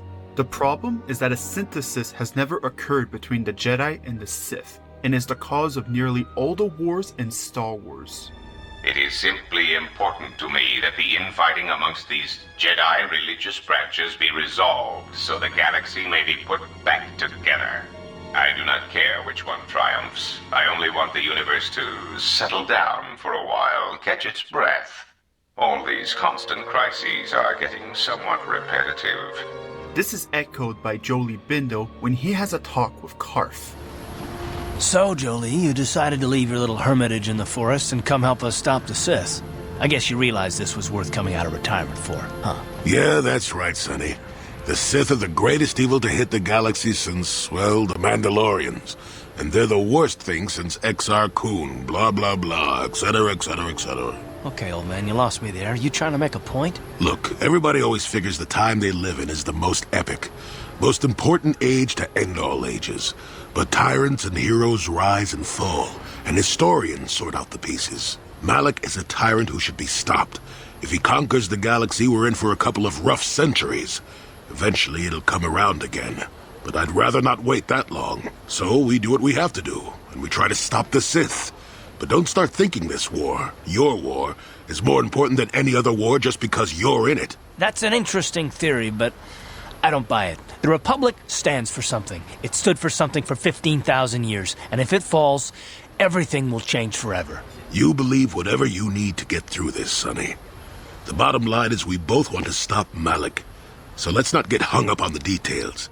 This discussion references a much larger problem than Jolie even realizes and is at the core of Star Wars and why Kreia hates the Force. At the end of the game, on Malachor 5, you can ask her, "Why did you do all this?" And she gives a very interesting answer. It is said that the Force has a will. It has a destiny for us all.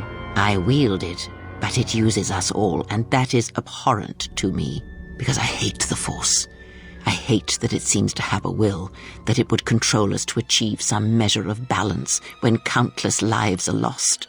So kind of like you're a slave to it. Portion, that the Force creates endless series of balances which results in countless deaths in the galaxy.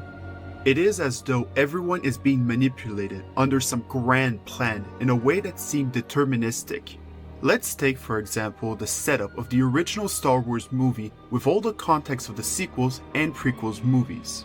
Leia is given the Death Star plans to R2-D2, a droid that served under her father for decades, and is accompanied by C-3PO, a droid that is also built by her R2-D2 father. made it all the way Both from droids episode end 1 up in to the then, hands of her brother including that is C-3PO. living on her father's birth planet.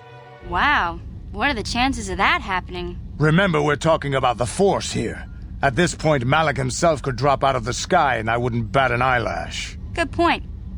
I call it luck. In my experience, there's no such thing as luck. But as one trained in the Force, you know that true coincidences are rare. This manipulation to create balances has greater impact to the Star Wars universe than people even realize. With all due respect, Master, is he not the chosen one? Is he not to destroy the Sith and bring balance to the Force? So the prophecy says. A prophecy that misread could have been. You were the chosen one! It was said that you would destroy the Sith, not join them! Bring balance to the Force, not leave it in darkness! And how did the Force achieve this balance with Anakin? By having the entire galaxy fight in a war, controlled on both sides by the Sith, have the entire Jedi Order annihilated, then wait 20 years of Sith oppression, and only when the son of the prophesied chosen one defeats him in a duel, only then, as Anakin sees his own son being tortured, the Sith are destroyed, and balance is achieved.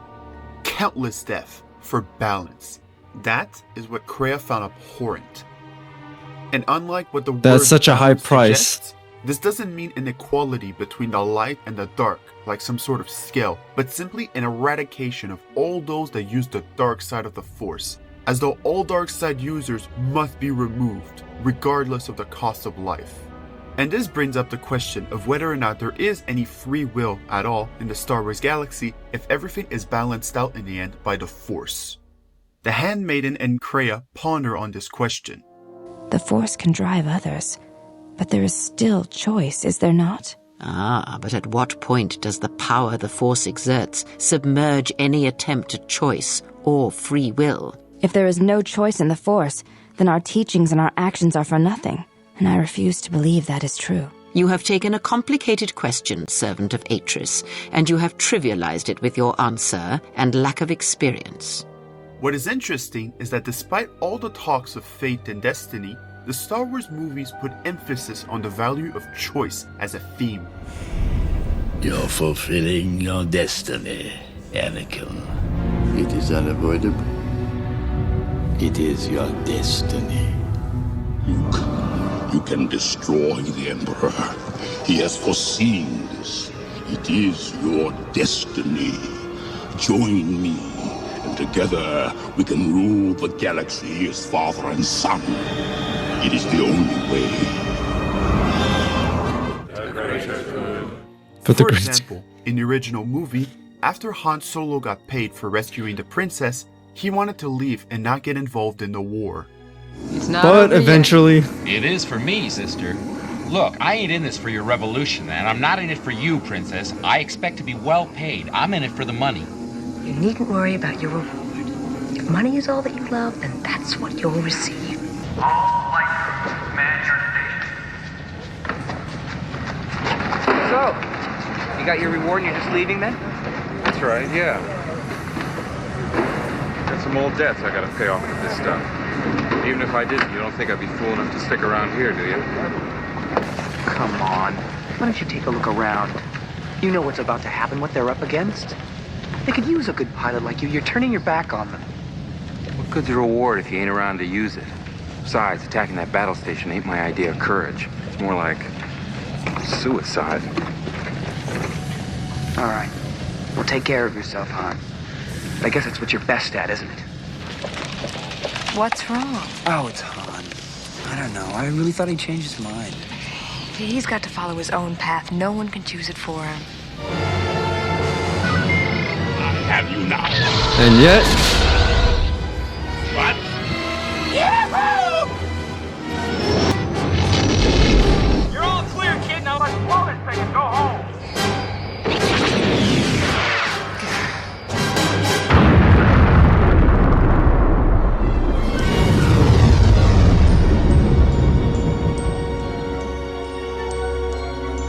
Great shot, kid. That was 1 in a million. The opposite selfish choice can also be seen with Anakin when he has to choose between the Jedi and the Sith. If you wish to become a complete and wise leader, you must embrace a larger view of the Force. Be careful of the Jedi, Anakin. Only through me can you achieve a power greater than any Jedi. Learn to know the dark side of the Force, and you will be able to save your wife. Bro, this video, since we're talking about, like, you know, the philosophy of Kreia, and we're like looking into like points of views and also just talking about like the morality of choices, the way he's like replaying some of the scenes, now I'm starting to look at them a little differently now. So, wow, this video is a bit life-changing right now. From certain death. What did you say? Use my knowledge, I beg you. I'm going to turn you over to the Jedi Council. Of course, you should. But you're not sure of their intentions, are you? You have great wisdom, Anakin. Know the power of the dark side. Power to save Padme.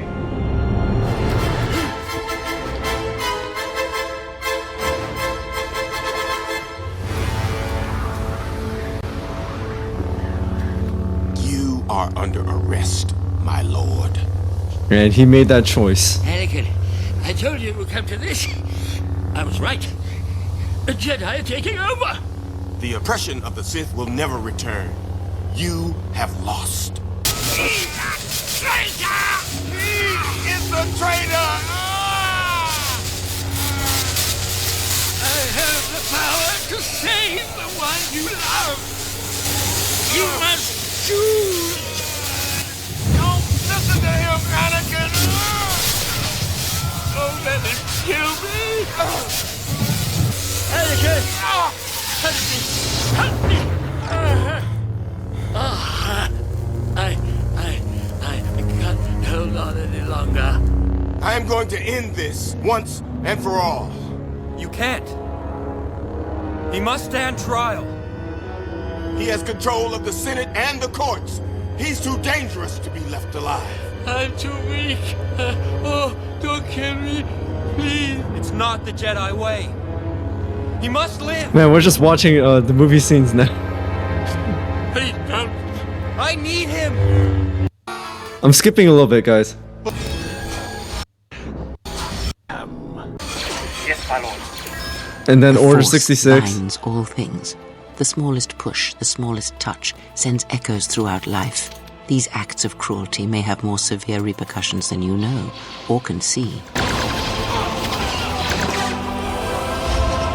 Yeah, so basically, saving Chancellor Palpatine triggers all this, the destruction of the Jedi Order. So if he just stayed by and did all it and just did nothing, and Mace Windu does kill Palpatine, then the Order will still be around. But however, so basically what she's saying is even it all starts. The biggest events all starts with the smallest actions.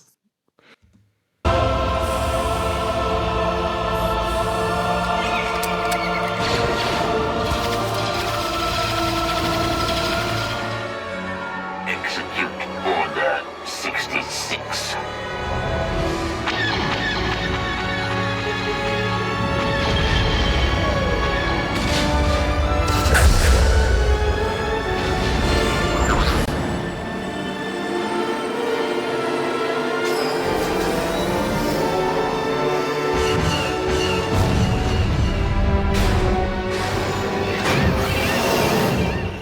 And what is even more insane is that it's not simply the wars between the Jedi and the Sith that are being repeated, but similar events themselves keep repeating.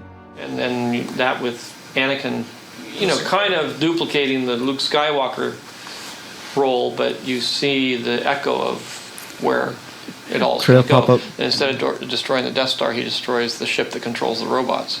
Again, it's like poetry, so if they rhyme. Every stanza kind of rhymes with the last one. Hopefully Like father, like son. It's like poetry, so that they rhyme. It's like poetry, so that they rhyme. It's like poetry, so that they rhyme. It's like poetry, so that they rhyme. It's like poetry, so that they rhyme. Oh, the Star It's like poetry, Forge. so that they rhyme. Starkiller Star Wars Base. is possibly the greatest fantasy setting ever made because of this. It ensures that there will always be villains that rise, and heroes that will eventually defeat them. It is an eternal recurrence. The same event will keep happening over and over and over and over. From an audience perspective, there's nothing wrong with such a setting, so long as you don't notice many key events being repeated.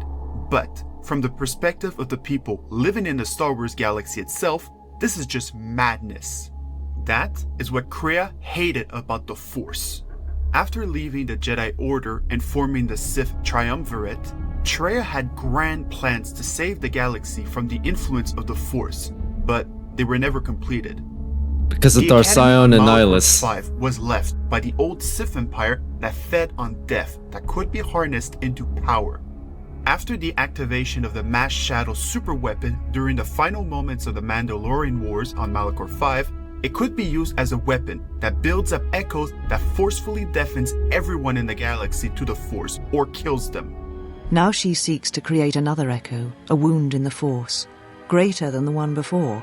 Greater than the one you caused. The death of one can send echoes through hundreds, even thousands, across many planets. If not checked, then it spreads until nothing is left. It creates places where the Force is difficult to hear, and difficult to find one's way. It will deafen all touched by the Force until no life is left, and with it, the scream will kill all who feel the Force, until nothing is left. The number of people that would survive this event would be very low, but the galaxy would be freed from the influence of the Force. However, before this plan could be enacted, Kreia was betrayed by Nihilus and Sion that sought power. Typical of the Sith, betray one another.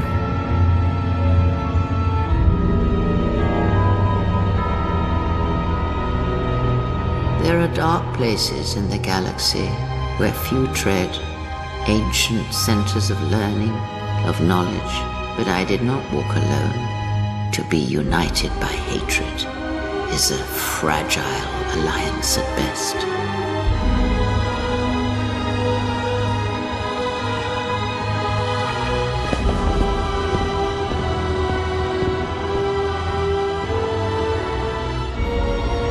But my will was not law. There were disagreements, ambition, and hunger for power.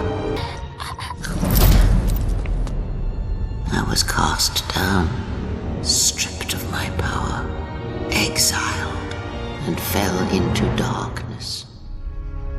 From such disagreements, Kreia was born and sought a new purpose. Know that there was once a Darth Treya, and that she cast aside that role, was exiled, and found a new purpose. What do you wish to hear? That I once believed in the code of the Jedi?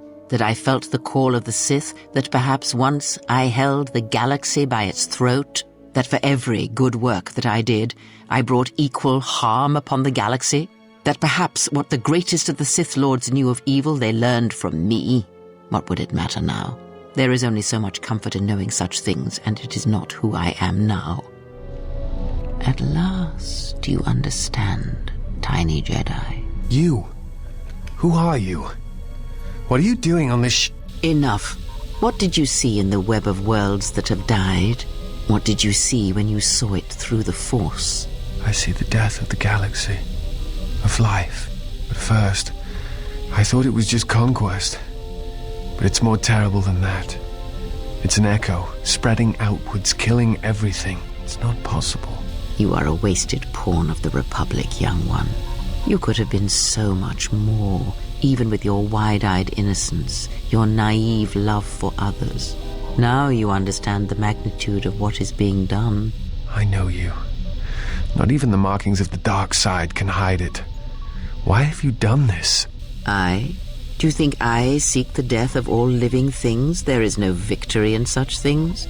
I do not want to win our war like this, little Jedi. When I win, I wish it to be because I was right, my teachings true. Because she proclaims to no longer follow the Sith. That she is something else, something that seeks balance, through destruction. Stripped of her power and connection to the Force, only one solution remained: to destroy the Jedi and Sith, and to create a synthesis of both ideologies, using the exile as the basis. I am Kreia, and I am your rescuer, as you are mine. The foundation of Kreia's philosophy can be seen in her name. Names have a great importance in the Star Wars universe. When someone falls to the dark side, they lose their name and become someone new entirely. Henceforth, you shall be known as Darth Makes sense. Vader. Your father was seduced by the dark side of the Force. He ceased to be Anakin Skywalker and became Darth Vader. I've accepted the truth that you were once Anakin Skywalker, my father. That name no longer has any meaning for me. Kreia? By the way, rip. That is not her name. Rest in peace, James When Kreia Earl was Jones. a Jedi Master, she was known as Aaron Kai. Then, when she became a Sith Lord, she was known as Darth Treya. The name Kreia is not random. It is a collection of several parts of what she called herself when she was among the Jedi and Sith. But change the Y into an Her I. equally reflects this union of opposites. But understanding the creation of a synthesis between the Jedi and the Sith only achieves greater meaning with the addition of the exile. As a character she with just its own dodged that? past history, the exile is rather important to the Star Wars canon because it is a living embodiment of Kreia's philosophy. After joining the Mandalorian Wars and fighting alongside Revan as a general, the exile used the super weapon, the mass shadow generator, during the final moments of the war on Malachor 5 that crippled the Mandalorians. I dreamt of Malachor. I remember the ships. And the entire stand planet, of the though. Republic. The tattered remnants of our fleet, the largest we could gather. But it was damaged, weakened.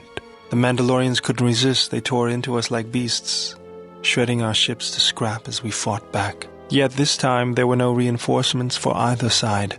Revan had been delayed out-system by Mandalorian scout ships. By the time he arrived, it was too late, and beyond Malachor there were no more Mandalorians left to die. I remember standing on the bridge with you and watching the destruction of the Republic, watching ships full of soldiers and Jedi burn and die. I remember the look you had when you turned to me. It was the longest you'd ever looked at me. You didn't say anything, just a nod. Events moved quickly then, even in my dreams. Flashes, explosions, you falling. I could feel the pain around me. And then the memory. The drifting hulks of the Mandalorian ships, the dead, allies, friends, strangers. And then the echo, lingering, the sound I awakened to in my nightmares. The situation forced your hand. You realized that unless action was taken, the fleet would be destroyed and the Republic would fall. None of us realized the magnitude of what we unleashed. If you happen to know. It was nothing more than a slaughter caused by one of my creations. There is a world on the outer rim surrounded by mass shadows. Past the graveyard of Mandalorian warships, this planet suffers. Crushed in gravity's fist. To walk on its surface is to feel it crushing every cell of your being. It is like being buried alive until it seems you will never breathe again. What manner of creature would have birthed such a thing? Nothing human, to be sure. But unbeknownst to all, this was a plan of conversion, orchestrated by Revan to make all those who followed him into war turn to the dark side and swear loyalty to him, so that he may attack the Republic years later. Observation. Master, I do not believe that the Mandalorians were the true target at Malachor. I believe that the intention was to destroy the Jedi, break their will, and make them loyal to Revan. I do not know if you examined the records of the deaths on Malachor, but you cannot escape that many of the Jedi and Republic soldiers who died were not Revan's strongest supporters. Observation. I believe that Revan was cleaning house at Malachor 5.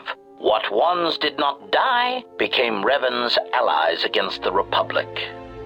Faced with the overwhelming death of allies after the activation of the mass shadow weapon, everyone was forced to either turn to the dark side or die. There is a place in the galaxy where the dark side of the Force runs strong. It is something of the Sith, but it was fueled by war. It corrupts all that walks on its surface, drowns them in the power of the dark side. It corrupts all life, and it feeds on death. Revan knew the power of such places, and the power in making them. They can be used to break the will of others, of Jedi, promising them power and turning them to the dark side. Did you never wonder how Revan corrupted so many of the Jedi, so much of the Republic, so quickly? The Mandalorian Wars were a series of massacres that masked another war, a war of conversion, culminating in a final atrocity that no Jedi could walk away from, save one. And that is what I sought to understand. How one could turn away from such power, give up the Force, and still live. But I see what happened now. It is because you had no choice. We did not cut you off from the Force. You were merely deafened to it. Because of that last battle of the Mandalorian Wars. The screams of countless thousands, Jedi and Mandalorians, crushed by the planet's gravity, annihilated. Their lives still scream across the surface of that dead planet, and within you, to hear the force Malachor of such 5. pain. Yep. It is not possible. It was too much for any Jedi to endure, and it is a wonder that you did not die there when thousands perished, all those you had fought with and struggled with. You cut yourself off because you had to if you were to survive. You had hints of it in the war on Doxon. Malachor was simply the final blow. This is what makes the Exiles so unique compared to all the Jedi and Sith. Rather than destroy its ego to be in tune with the Force, like all Jedi, or sacrifice its humanity by indulging in psychotic urges for power, like all Sith, the Exile could use the Force as it desired, using the Force as a tool, not as a slave.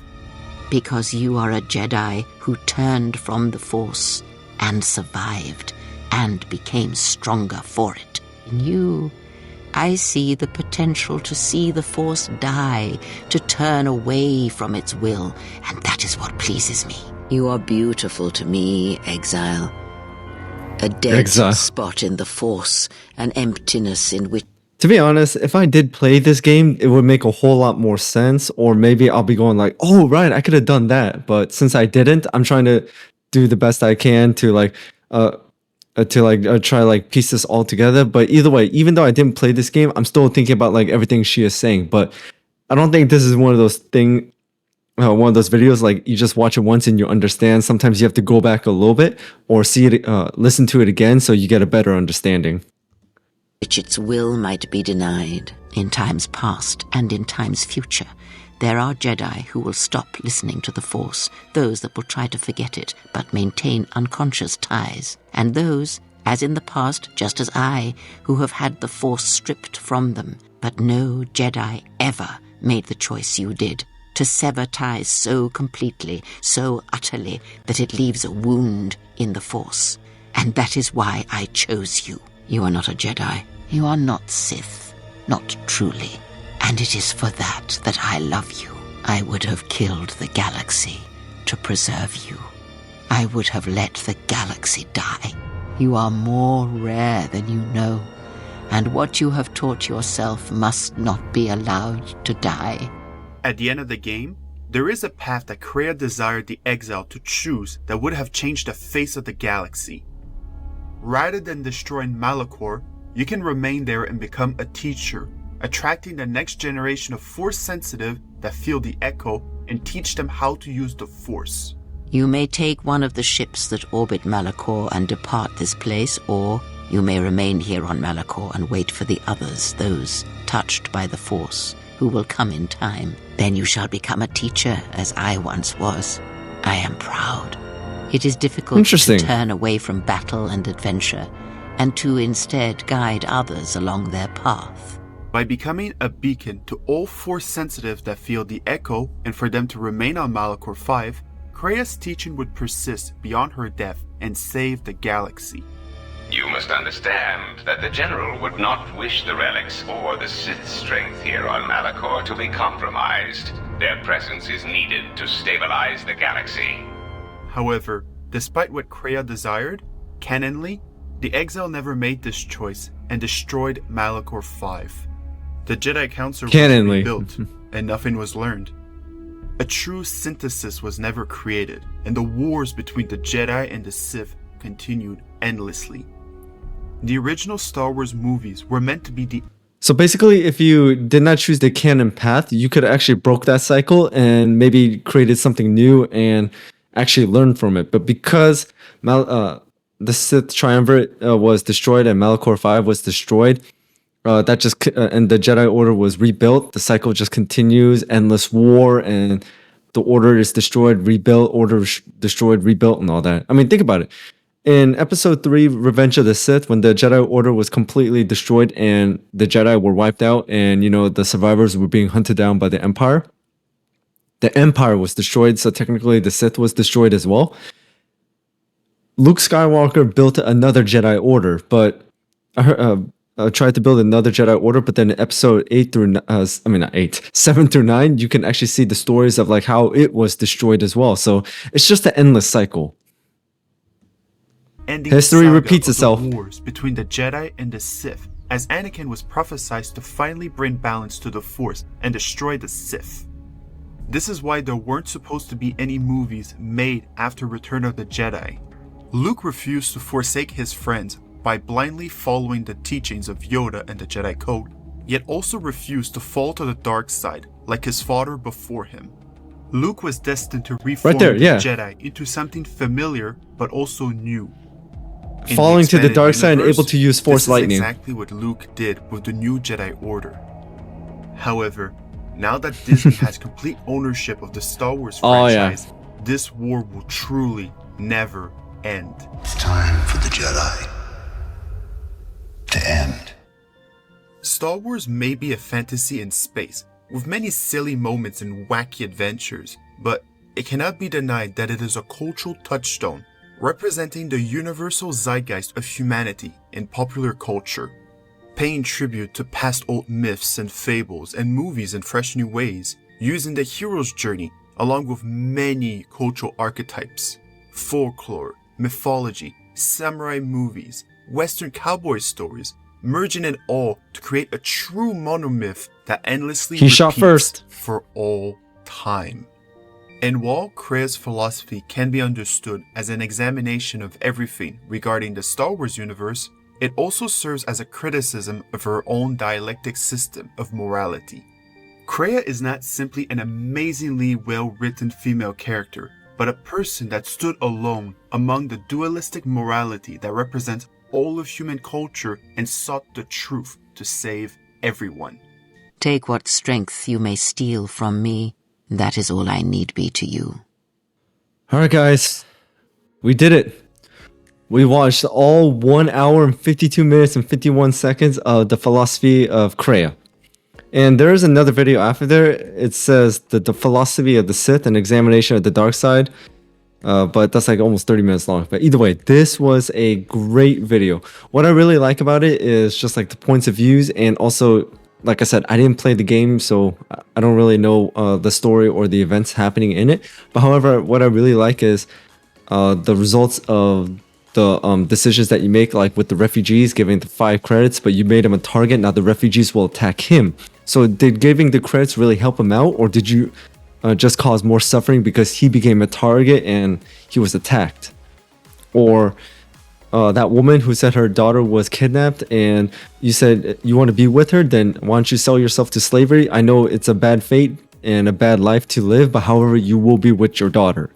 And there are moments where Kreia will praise you for some of your actions, or she will just say, no, now you just cause more weakness, or this does not help you at all. So this was a really great video, and I hope you guys enjoyed it too. I know I was silent for many of the moments, but I was really trying to listen, just trying to process this through. But either way, this was a great video, and I hope you guys enjoyed it, because a lot of you guys have been recommending me a lot of philosophy of Kreia videos, so I decided to just like take a look at this one.